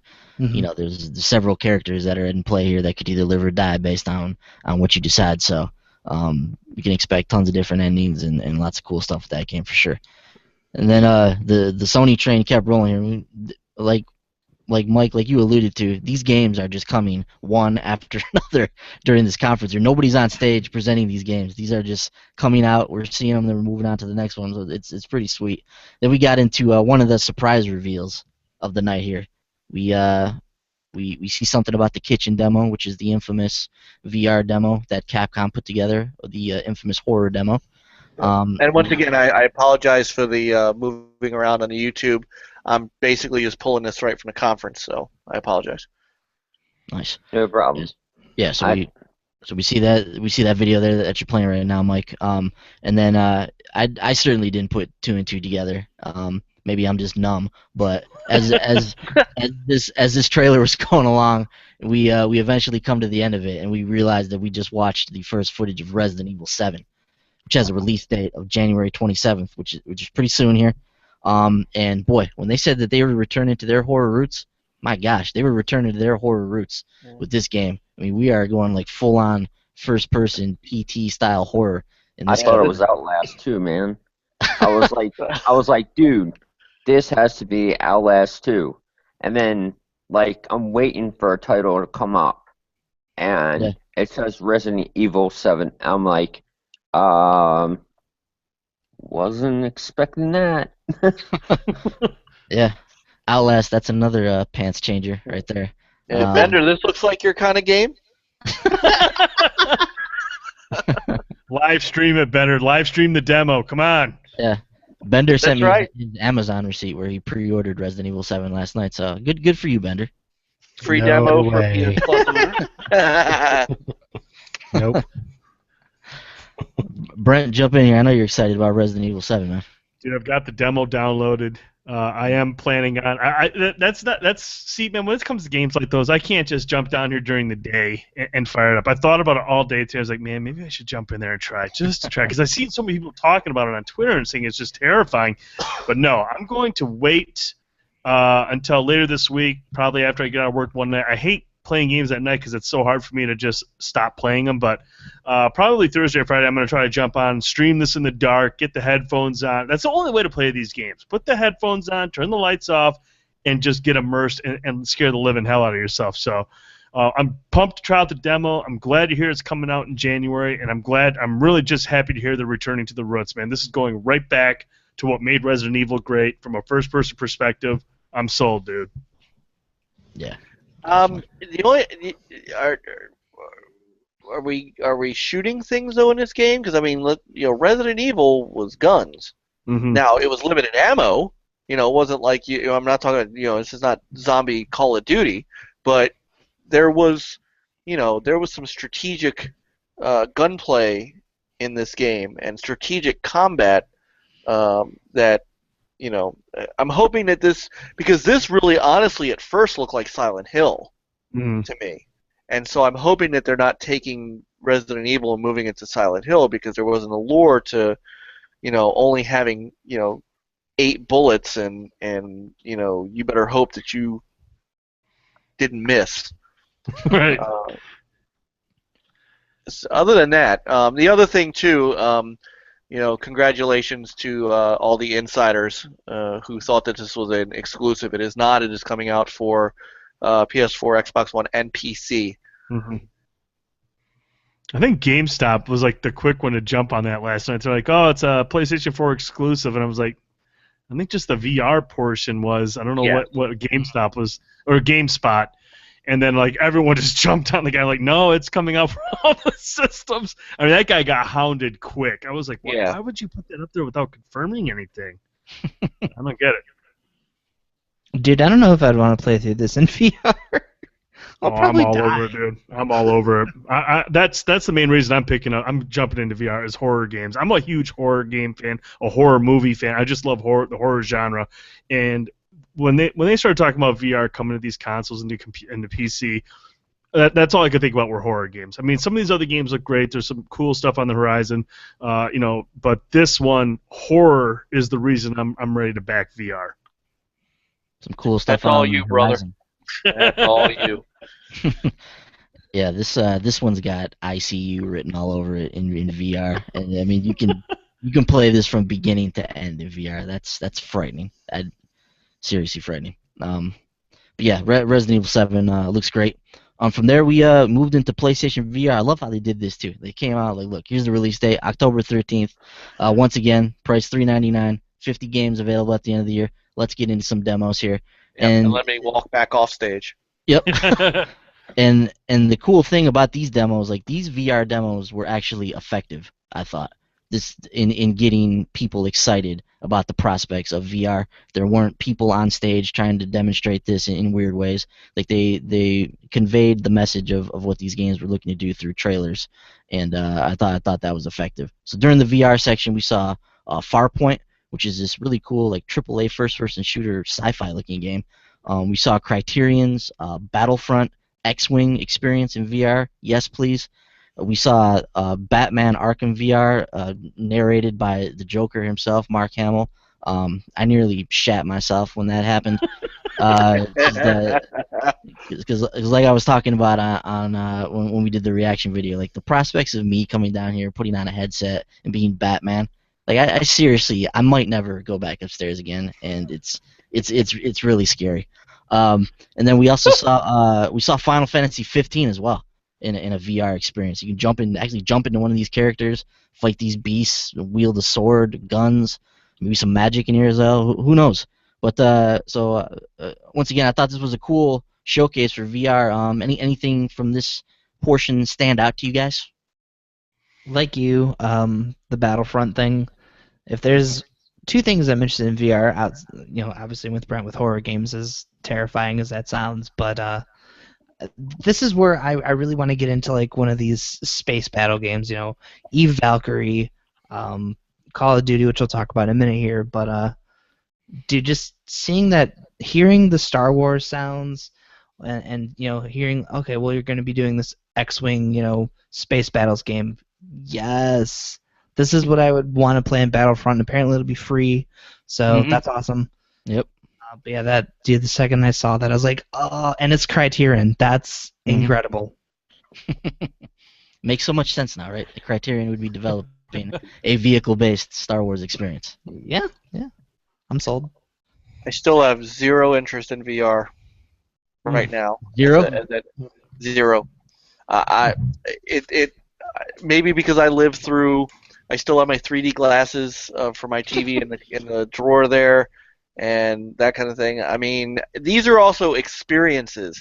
You're not going to be able to play the entire, Star Wars Battlefront VR, which would be cool. You're not going to be able to play the entire. I think the only game that they said you will be able to play the entire way through in VR was Resident Evil. Everything else is just going to kind of have like a tacked on little VR thing. There's nothing wrong with that, but that's not for me. I love, by the way, that the orchestra is still playing the music through these. But I just don't have the. I don't know. I don't know yet. And I say the same thing about AR. Thankfully Microsoft this year did not try to shove a HoloLens demo into their, so we get to see Minecraft for the third year in a row. And I'm fine with that because I have no desire to put on a pair of glasses and play Halo on my wall. It's not there for me. So these experiences might be great for people. I'm not. This has no interest for me at this point. Mm-hmm. Anybody else have anything on VR they want to say? Cool. Star Wars and Batman. Yep. I'm there with you, bud. Yeah, and I remain just excited about VR. I love the prospects of what this could be. You know, if it fails, it fails. But there's so many people in this industry behind this technology right now, and a lot of people developing games for it. So, I feel like it has a chance to succeed and come out and not be like one of these technologies that just fades into the distance. But time will tell when that eventually comes out. Uh, from there, we moved into a game we didn't even know what we were looking at first. We saw some people walking through a space hangar. We saw the main character jump into a spaceship, fly off, battle some foes in space in dogfight style action. Then the spaceship lands on a space station, and the character gets out in a first person and just starts shooting and meleeing things. And at that point, we finally realized, dude, we are looking at Call of Duty Infinite Warfare, and this looked really sweet. I mean, the ability to just jump in your jet, fly off into space, get into some action, and the whole Scorpion melee thing with the astronauts was really cool. But yeah, this I thought was a pretty sweet trailer. What do you guys think about what we saw from Infinite Warfare? This really caught me off guard. Yeah, I mean, it really caught me off guard. Like when we were watching, because they didn't do a segue into it. It was just VR, VR, VR, and then they just went into Call of Duty. I was like, at first I thought this was a VR game. I was like, wow, this looks really good for VR. And then after a while, we're watching it more and more and more, and I was just like, man, what is this? And then towards the end, like you said, we just realized, oh my God, this is Call of Duty. Now, look, I understand there's a lot of people that are against Call of Duty. Now they're not too excited about Infinite Warfare. But the one thing I took out of this watching this trailer was like, I've played all the Call of Duties, and I did not think this was Call of Duty. And I think that tells me, hey, maybe this is something different. Everyone clamors about, oh, I want a new Call of Duty. I want something new. After Call of Duty Modern Warfare 3, everyone's like, we want something different. And then they do something different. And then Advanced Warfare does something different. And everyone's like, oh, I want to go back to boots on the ground. But we just said a couple of years ago that we didn't want any more boots on the ground. We wanted something different. And for me, watching this trailer, I was like, this actually looks different. Because I didn't know what the hell it was. And you know what? I'm interested in it. I'm actually really interested in it. At first, I was like, okay, I'll give it a try, but I'm more in it for the Modern Warfare remaster. But this actually looks really, really fun. I believe on Twitter I called this Call of Duty Wing Commander. And I got that vibe. It was between that and when he got into the ship and he shot out of the landing, I was like, holy shit, they just went Battlestar Galactica on me. Mm-hmm. Now, this part that we're seeing now, I'm hoping is not as scripted as it looks. I would like to see some protracted, dogfighting with those ships. But other than that, it's still. Now this was cool when he took the guy's helmet off, and the grappling hook is nice. It is still Call of Duty. And we have to remember that there's these are just set pieces in a different place rather than set pieces in modern in futuristic Detroit or wherever they want. I'm not they've got my attention. Infinity Ward's got my attention. Am I going to? Has this sold me on it yet? I'm not quite sure, but they at least got me from. I really don't care to, wow, this looks pretty good and pretty cool, and perhaps they could bring me into this one. So I'm fenced. I had mentioned on our recap show that the fact that I didn't realize I was watching a Call of Duty trailer is a step in the right direction. Even just watching this gameplay, it doesn't look like it's gonna feel like the typical Call of Duty gameplay. Like it looks like you're gonna be whipping yourself around here in zero gravity, drop kicking people like Scorpion, get over here and kicking them away from you. So this game looks like it's actually gonna be a lot of fun. I'm really interested, especially with this space fight combat that we saw here. Like this looks like it'll be a lot of fun. Indeed. Anybody else chiming in on Infinite Warfare? Matt, yeah. Yeah, I mean, I was like, well, of course my friend called it like right as it started playing. He's like, dude, this is Call of Duty. I'm like, I'm telling you, if this is not Call of Duty, I would laugh so hard right now. And of course, it was Call of Duty Infinite Warfare, and then they showed some of it, some of the like uh, Modern Warfare Remastered campaign gameplay a little bit and see what it. And then at the end, it was like PlayStation players get to play it 30 days earlier. Hmm.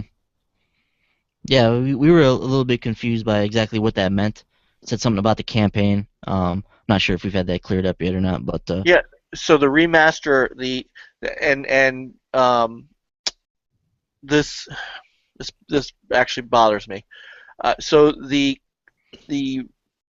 campaign for the Modern Warfare Remastered comes to the PlayStation. That was cool. Jumping in your ship like that. Yeah. Comes to the PlayStation 4 30 days before the Xbox One and PC versions. That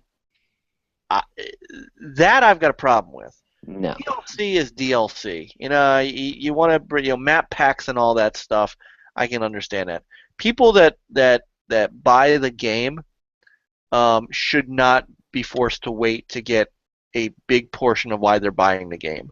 Right. And that not everybody buys these for map packs. Map packs are an extra. You're buying this. A lot of people are going to buy this game to get Modern Warfare. And in fact, some of the joking that went on at the beginning of this, before people saw this footage and got excited, was, "Hey, we're getting Call of Duty Modern Warfare, and then we're getting Infinite Warfare for free." So to hold back a major portion of a game, even a remastered game, for 30 days because you have a marketing deal, I think that is. I just think that's below board. That's just my opinion on that. I'm 100% with you. The people buying that $80 edition of this game are buying it because that's the game they want to play, and it isn't even the full multiplayer. Like me, I'm buying because I want to experience that campaign again and get trophies for it. If I were buying this on Xbox for that very reason too, I'd be extremely pissed off. Like, I'm sorry, but that is absolute bullshit. Yeah. So how does this work exactly? So they buy the Legacy Edition or whatever it is that comes with that, and then the code won't work till what, December 4th or whatever? Is that how it works? I think you'll be able to play the multiplayer, but the campaign itself is, I don't know if it's just going to be locked out or if it's a separate download.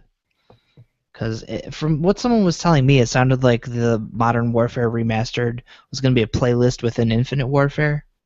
But again, I'm not like you guys. I'm sure I'm not totally sure what they're doing here. Yeah, because they did say you had to have Infinite Warfare for Modern Warfare, and you had to have that version. So, the only way that I could see that they could balance that out at this point is if they made Modern Warfare backward compatible on the Xbox One. So, I mean, otherwise, I'm serious. I think they may lose, especially with Battlefield 1 coming out around the same time. Call of Duty may lose a good chunk of Xbox players over this because, like I said, this isn't map packs. This to me is a dick move, to be honest. 30-day map packs don't bother me. If you want to do your DLC, that doesn't bother me. The Division does it with Xbox. Destiny does it with PlayStation, and I don't care about any of that. When you withhold a major part of the game that you're buying, that I got a problem with. So they may lose a chunk of people to the Battlefield for that. And the reality is, Mike, is this is just going to continue. It's going to get worse. Yeah, and I mean it's each publisher is going to try to outdo the other one, and this is just going to continue. I mean, this started a long time ago, and I really don't see this ever stopping. I mean, I really don't ever see any publisher saying, "Hey, look, let's not do this anymore." This is just escalating now. It's just, and I'm not trying to say deal with it, and I'm not saying. I mean, I have to deal with it, but I'm just saying it's just like it's to the point, man, where this stuff happens, and I'm just like, I mean, what can I do? And I mean, the people that are really affected by this are the people that don't own both consoles. Right. And that's the stuff those are the people that I can understand why they're upset. And like I said, I don't like these kind of practices. It sucks, but it's happened long enough to where I'm at the point where I'm just desensitized by it. I'm just like, this is just part of the gaming industry. And I can't get pissed about it anymore because honestly, it doesn't do anything. I mean, everyone says, "Well, don't buy the game." Well, I want to buy the game. I want to play these games. It is what it is. It's a part of the industry now. It's something that's been going on for a long time. And I just don't see it ever stopping. No, but this is an escalation of that, in my opinion. Like I said, we're not talking about, you get a Gallarhorn 30 days before. We're talking about the campaign mode of something that you're just plopping down $80 for. Like you get this on day one, and you're an Xbox One owner, which is what they want, because let's be honest, they make up a huge chunk of Call of Duty sales, and so you get that sucker home, and you can't play the campaign for Modern Warfare Remastered for 30 days because you bought the Xbox version. That's I would be surprised if Activision doesn't get some serious pushback on this. And like I said, people have been pushing back for a long time. People have been pissed about the Tomb Raider deal. People have been pissed about a lot of things, and it's just these things just continue to happen. So I mean, these publishers, until actually people put their money where their mouth is and not go out and buy these games. Like if they seriously, I mean, it's the same thing with Call of Duty in general. I'm not buying Call of Duty. Well, it goes on to be the top-selling game for months at a time. Right. It's just that and the game before it. Yeah. Gamers just talk a lot when it comes to this type of stuff. But they're going to buy the game because their friends are going to buy the game. So, I mean, and the publishers know that. So that's why they know they can do this. I mean, it's pretty simple. They know we'll buy the games no matter what. Yeah. Is what it is. I haven't bought a Call of Duty game since Ghosts. I'm sorry, since Black Ops. I didn't buy Ghosts. I didn't buy... You didn't miss anything. Yeah, I know. But I didn't buy Ghosts. I didn't buy Advanced Warfare. I did not. I'm not because I'm not that guy anymore that does the competitive first-person shooting. This is to me different than the Tomb Raider deal because you didn't have an opportunity to buy Tomb Raider. To me this would be like right. This would be like saying, all right, so you can buy Tomb Raider, but the second half of the game is locked for 30 days. Yeah, and that would be a total dick move. Yeah. It's just, but we didn't even, PlayStation owners didn't even get a chance to buy Tomb Raider. I mean, they had to wait a whole year. So I mean, it's not the same, but it sort of is the same. It's a marketing deal. In the end, it's a marketing deal. Right. And it's unfortunate because these things will continue to happen. It's going to get worse. And just to chime in, I play Call of Duty for the very reason nobody else does. I love the campaigns. I think those are entertaining as hell, but I don't like the multiplayer. I suck at it. So I think the campaigns have gotten worse since they've gotten to the modern stuff. Like I think they're entertaining. I think they're entertaining as hell.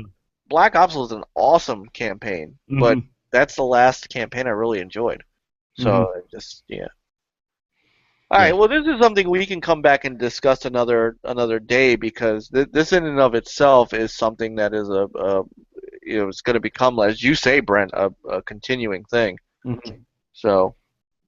Yeah, I mean the other part of that is too just with the price of developing games nowadays, we see Microsoft and Sony doubling down on second party, on third party stuff. So they're going to continue to go out and seek out these deals because that eliminates them having to fund all of the development themselves. They can handle the publishing side of it and try to eliminate some of that overhead just with the exorbitant costs that these games are to make. So, like you guys said, this is just going to keep happening. From Call of Duty, we moved into Crash 1 through 3, getting the full remaster. Totally jacked about that because I love Crash. We also saw a trailer for Lego Star Wars. The demo is available now. It's a cool demo. I've already played through it. But any guys have anything to say about the Crash or Star Wars? This was the second moment for me where just at a different conference when I jumped up out of my chair when Sean Layden came out with that stuff, and I'm like, holy crap, we're getting Crash Bandicoot. And then he goes, other remastered 1, 2, and 3 and warped, and I gave my second middle finger to the screen. I'm sorry, these remasters don't do it for me anymore. You know, uh, it's great for people who have never played Crash Bandicoot, but I have. So there's no appeal. I wanted a new Crash. I wanted it, and I would have been fine. I think everybody would have been fine if Activision had, brought out a new Crash and made it multi-platform. PlayStation 4 owners would have gotten what they wanted. Xbox owners and PC owners would have gotten a second taste of Crash. But just to remaster, I mean, this Ratchet and Clank was not a remaster like these. These are just straight up port remasters. I'm not into these. And then the Skylander thing, I'm not a Skylander player. So meh. Let down for me. I was super excited because I totally called this, but I've You never did. sat down and played. Huh? Frankstradamus. Yeah. This is just like in the bag for me. So, but for me, I never played the original Crash games. I never owned an original PlayStation really. So, I was excited. Plus, these are games that I've always heard great things about. I know I've dabbled with one of them before. I don't remember which one it was, but I mean, I understand people want a new Crash game, but the reality of it is we haven't seen Crash for like 10 years now. So to just come out of the woodwork and suddenly have a new game, I could not, no way could I see that happening. So realistically, if people are still interested in Crash, if these remasters sell well, maybe then somebody will see, hey, there's a lot of people who want a new Crash Bandicoot. So I don't know. I mean, I guess if you're anyone out there, if you want a new Crash game, go buy this remaster collection when it comes out. Mm-hmm. That's exactly what's going on here. And personally, I've played Crash 1, 2, and 3. I love those games. I'm excited for a remaster. I mean, this is like a full-on remaster. So we'll see what becomes of this. But yeah, like Frankie said, this is the proving ground. So is this the vocal minority that wants a Crash Bandicoot game back? That's out here clamoring for it, or is there a sizable crowd that's going to be there to purchase one of these games if they decide to make another one? So that's what we'll find out, and you got to put your money where your mouth is now. If you want a new Crash Bandicoot game, go out and buy the Crash remaster and show that this franchise has some support. So from Crash, we moved into Hideo Kojima made an appearance on stage, and showed us something from his game, which I don't think any of us were expecting. But he put together this cinematic trailer. Norman Reedus starring in the trailer. It's a very bizarre trailer, very very artistic. We see some beans floating in the distance, and I thought you were going to talk about his beans. Yeah, his beans were dangling just beneath the screen.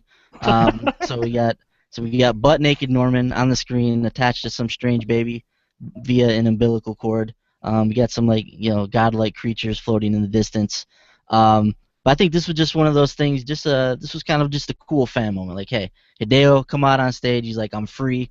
I'm back where I need to be, out of the clutches of Konami. And look, I even took the time to put together this cool cinematic trailer for this game I'm working on. It's called Death Stranding.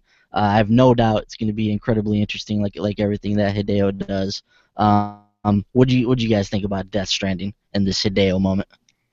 Like you said, just your typical Hideo Kojima type of trailer. Doesn't give you a whole lot, makes you wonder, makes you think, what could it be about? But there's no doubt the guy's a visionary, and we probably won't know a thing about this game. This is out here. You had that one screenshot of one of the other characters that was released earlier in the week. You get this just mysterious trailer. This is just out there for everyone to think about and wonder. That's pretty much it. I mean, I'm sure there's something, if you dig deeper into it, you can find a couple things, but this is just to generate some excitement and get you wondering, what can it be about? Mm-hmm. This is going to be, his, I guess, what he considers his masterpiece. It's that I will say this, everybody was expecting him to just come out and make another Metal Gear type game, and this is not it. So he has taken a different approach. I respect him as a developer. He's older than all of us. He's in his 50s and he's still developing games. I have a great respect for that, and I understand his passion for the industry and his pedigree. I'm not a fan of his games myself. I skipped a lot of the Metal Gear games. Every time I tried them, they just weren't for me. So, but I get the allure. I get what he means to a lot of people. And I also expect at some point that Guillermo del Toro will be part of this project too, because all three of these guys are like best friends forever. Mm-hmm. That would be sweet. So, and Jeff Keighley will be in this game too. Because he's his best friend too. Anybody else have any thoughts on Death Stranding? Cool. Let's move into one of my favorite reveals of the night, which was the Spider-Man Insomniac game. We got a brief trailer for it, but it looks very cool. I'm very stoked that there is a Spider-Man game in development by a well-known studio. I mean, next to the VR Batman thing, this Spider-Man thing just got my juices flowing. I mean, everybody knows how much I love superheroes, so to see a developer, I've been playing their games for a very long time, a developer I respect, in Insomniac, see them come out and have the helm of Spider-Man, one of my favorite superheroes. Dude, sign me up for this, and this thing looks totally awesome. Can't wait. Yeah, I can't really say anything that you already said. It just looks fantastic. Frankie? Yeah, I'm with you, man. I love Insomniac. I will go anywhere that they're making games. So to hear that they're making a Spider-Man game, I love Spider-Man. So coming off of the amazing Spider-Man 2 video game, it'll be great to make Spider-Man great again. Hey, give Sony some serious credit for snagging this. If this was Activision, and because they had the Spider-Man license. If this was Activision, this would be certainly a multi-plat game. But man, to nab this, especially around this time, it's not going to be part of the movie. But to get it in conjunction with is pretty crazy. And Insomniac, how many hands wrung over Insomniac doing Sunset Overdrive for Microsoft, and they're traitors and they've gone away. Well, Sony fans now got Ratchet and Clank, and now they're getting Spider-Man. So it looks to me like they're back. And again, we talk pedigree, we talk experience, we talk the type of developer Insomniac is, and what you're expecting from them. And this is going to be it's going to be a phenomenal game just from the little bit we got to see. So quite a coup for the PS4. I love that scene where he's like flipping through that diner or whatever, and then he busts out the window at the end and swings away. That looked really cool. Bender, I know you're excited for Spider-Man, dude. Hop in here and share some of that exuberance. Yeah, it's kind of hard to be excited this late, but I'm still excited about the game. I love Spider-Man. He's my favorite superhero, I think. And the game looks really cool. I mean, the costume they gave him looks different. I mean, he has that white spider emblem on his chest, which is very striking. Looks very different than his normal costume. But it looks like it's going to have some really fast, intense gameplay. And like I was saying on our reaction show, when a Spider-Man game is done well, it can be really, really fun. There have been some bad ones, but the good ones are really good. So I have high hopes for this one. I think it's going to be really, really cool. Spider-Man 2 comes to mind. Not Amazing Spider-Man 2. The old Spider-Man 2. The old Spider-Man 2 comes to mind. In conjunction with the Tobey Maguire movie. Yeah, that one was a pretty good game. Oh. And the Ultimate Spider-Man game was pretty good too. Yep. Now we got a little bit of technical difficulty going on.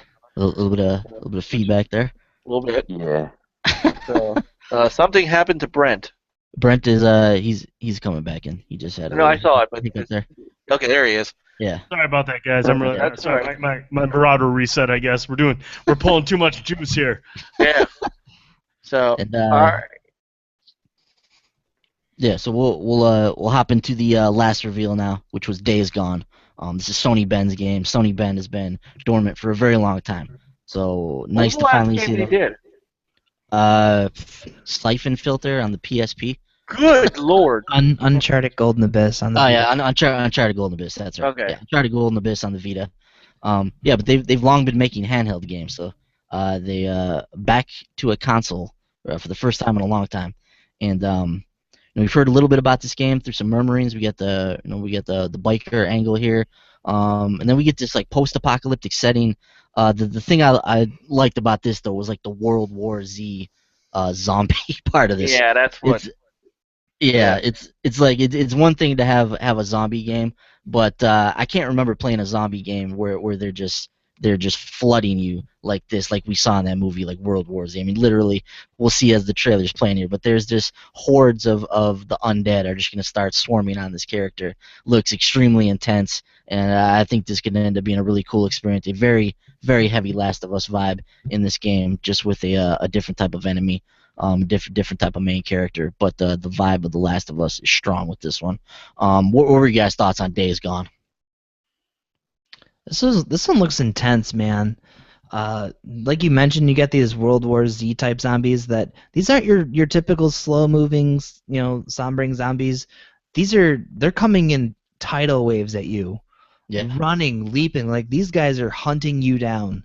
So just seeing that many of them just chasing this dude down in such a confined area, you every time he thinks he seems to be in the clear, they just bust through a wall, come busting through a trailer. Like this game looks like it's going to be extremely intense, but like we saw in the trailer earlier, there's also theoretically also going to be a very sombering story in here too. So I have high hopes for this game. It's really cool to see Sony Ben back. What they've been working on looks like it'll be a lot of fun. So Yeah, it reminds me of Dead Definitely. Rising 4. Yeah. Yeah, that's honestly one of the reasons why this was probably my least favorite reveal of the thing. I mean, I didn't dislike it, but I watched it and I told the guys, that maybe I was just exhausted from the show and I couldn't really get into it. But I watched it again today, and like I said, there are some impressive parts of this game. It looks, there are some cool technical aspects of it that look good, like seeing all the zombies on the screen. But at the end of the day, I just I couldn't get into this. I'm not.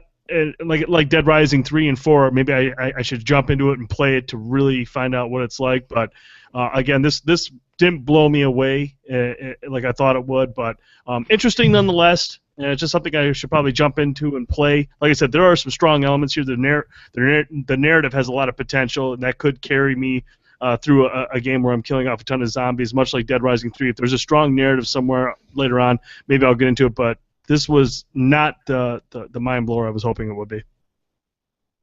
Dead Rising 4 still has my money as far as this goes. I mean, there were two games that did come to mind. I mean, Ben hit it pretty well. One was World War Z.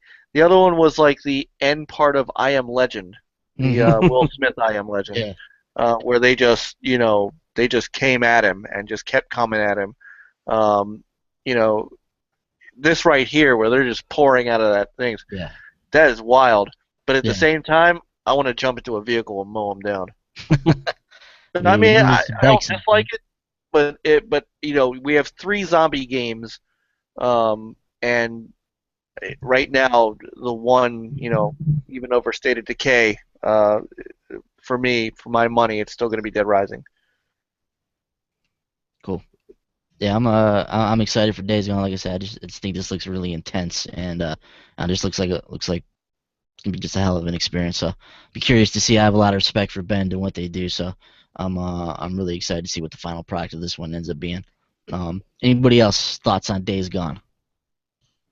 Cool. Let's wrap up the Sony conference then. I'll just throw my 2 cents out there first. I seriously thought this was an all-timer in terms of the conferences. One of the best conferences I've ever seen. It was just a tightly knit, just barely over an hour show where they just rapid fired game after game after game, and just really solid looking games. So I can't wait to get my hands on a lot of the stuff that we saw here. Brent, what do you think? I thought it was the perfect end to the perfect day. I mean, we saw a lot of stuff from start to finish, from noon to midnight. I mean, we saw a lot of stuff, and I thought Sony's press conference was really, really strong. I liked what I saw early on. Like I said, the Days Gone thing didn't quite blow me away, but for everything else that we saw, there's a lot of intrigue, a lot of mysteriousness around the Hideo Kojima game. God of War looks like it's God of War, which I'm all for. I like those types of games, and Horizon Zero Dawn looks fantastic. So a nice show from them as well. Matt, why don't you give us your final thoughts on Sony?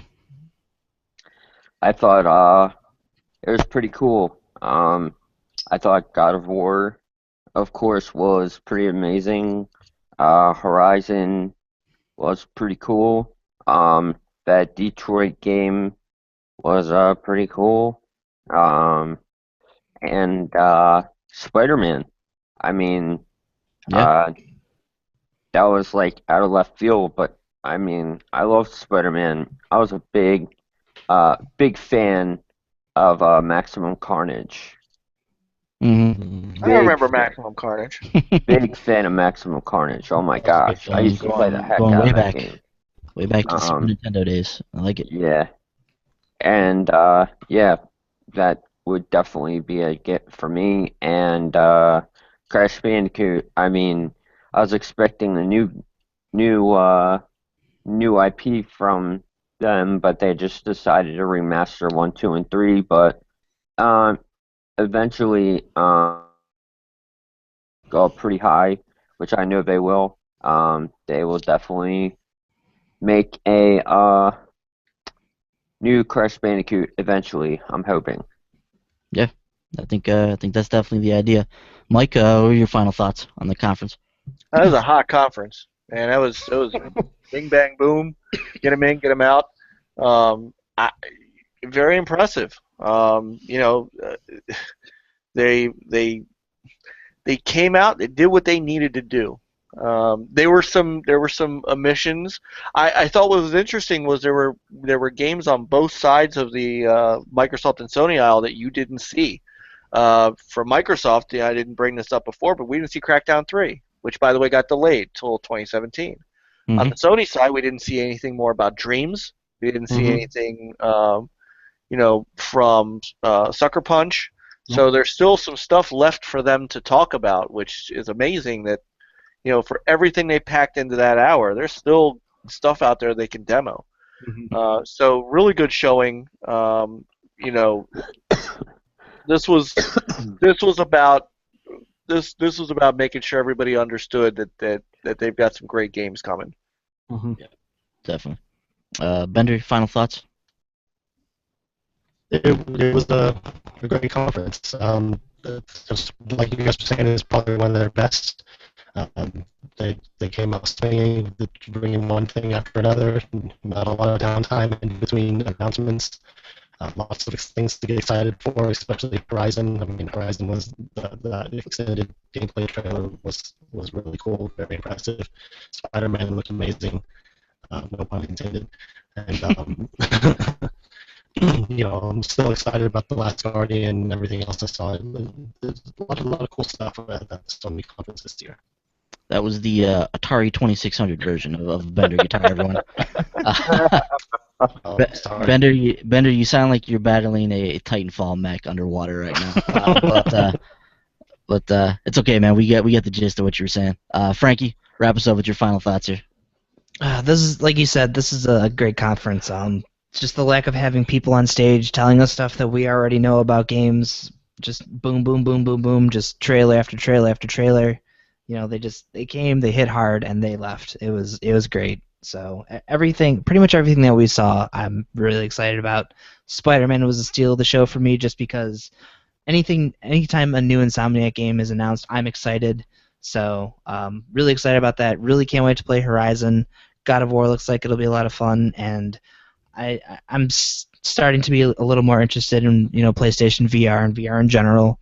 So I mean, obviously going forward, we'll see, how the whole VR thing plays out. But I'm excited. Like this, like Brent said, this was the perfect end of the perfect day. It was just high octane, and just by that point, I can probably speak for all four of us, but we were drained by that point, and that conference really just boom. Like I was up. I was like, all right, let's do this. Let's talk about this stuff. So that was great. It was a really good show.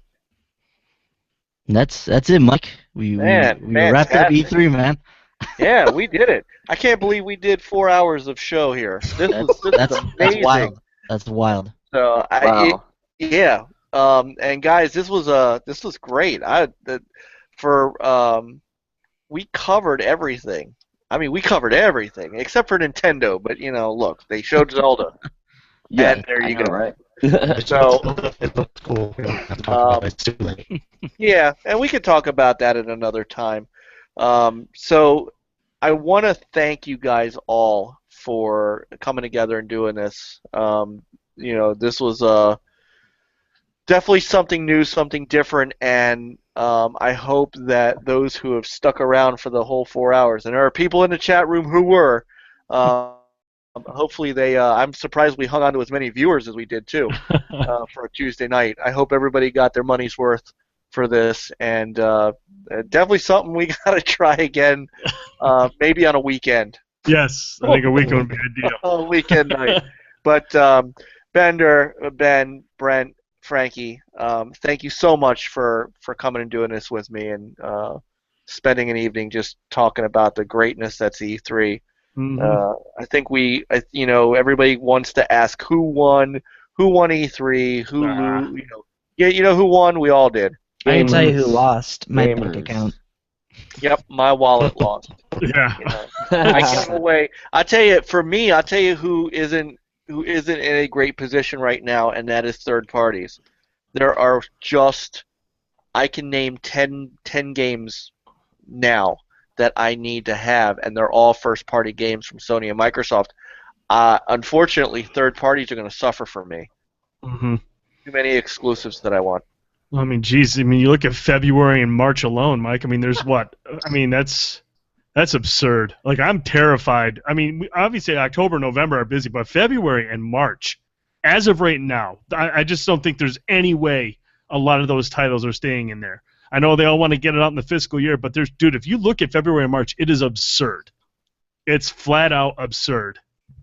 Yeah, and I mean, my wife will have to divorce me for this. And I They think understand. I think we should just put up a GoFundMe page for us.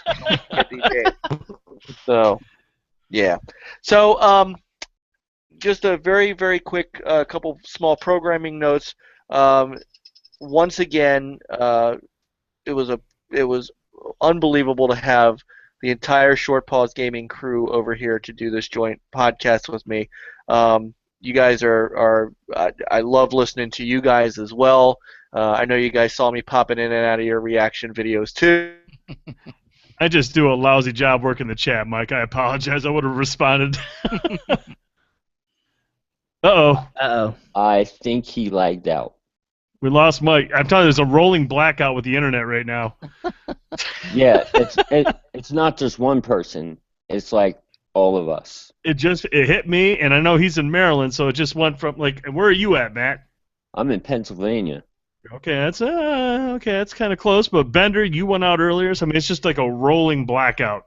Sorry, it seems like I'm heading north, so. Does everybody have AT&T by any chance? I don't know, man. I have AT&T. I have AT&T. Okay, so you, me, Bender, who do you got? I don't even know who. That sounds like bother. AT&T. Don't bother. Bender has Atari. Yeah. Atari dead. Well, I'll help Mike out here. I know he's probably trying to get back in, but the Next Level Gaming podcast. I think he said he's not doing one this Friday.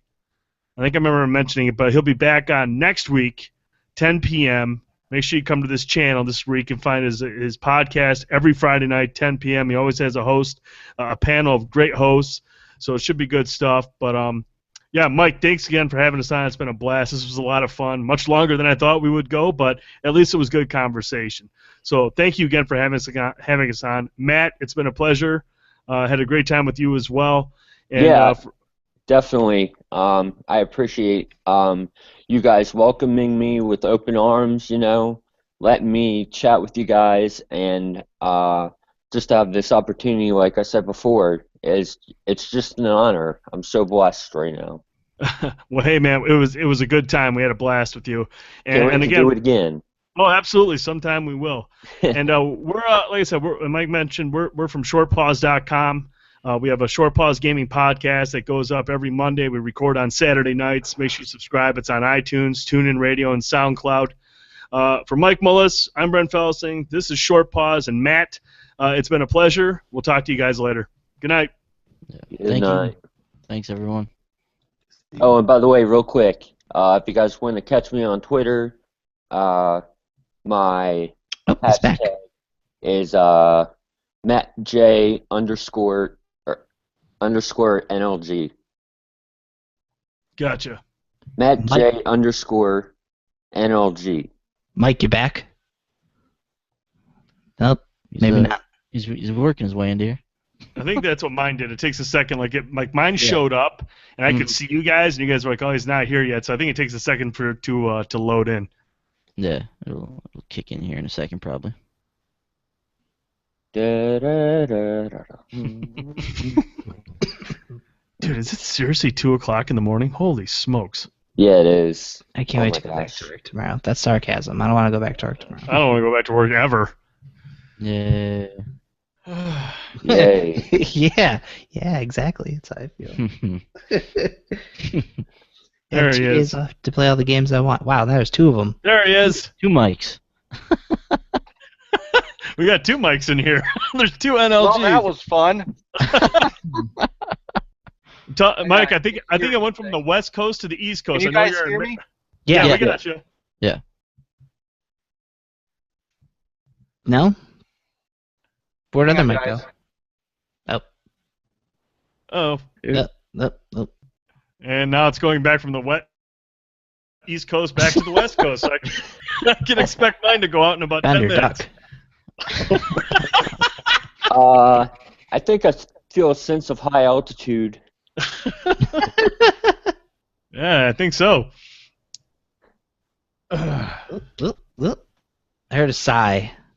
There's Here I am. Hey, There there he he is. Hey, Mike. My router just rebooted. Dude, I'm telling you, I was just asking you, do you have AT&T? I have Verizon, and I'm in Dude, and I'm in Maryland. it's a rolling I'm telling you, it's a rolling blackout. We had Bender earlier, then me. I'm in Michigan, and then you in Maryland. It's just going across the U.S., and now I'm trying to come back this way. And then me. I was in. Right, you were the first one. Well, prison internet doesn't work as well. I know.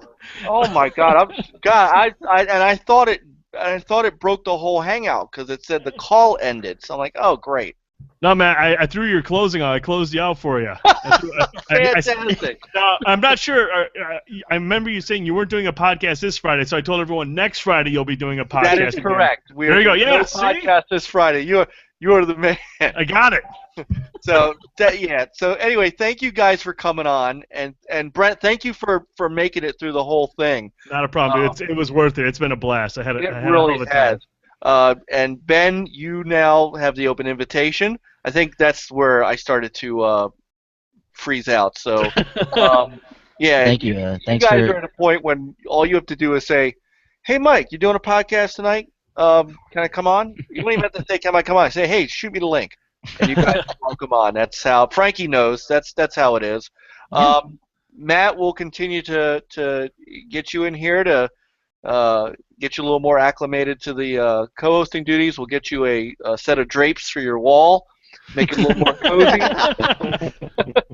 So yeah, Bars. right. Accidental. We need to get him like a backdrop or something. Maybe somebody can pull something from E3. Green screen it. Get a green screen. Yes, Camera. green There you go. So yeah, no podcast this Friday. We'll be back at our regular scheduled time next Friday.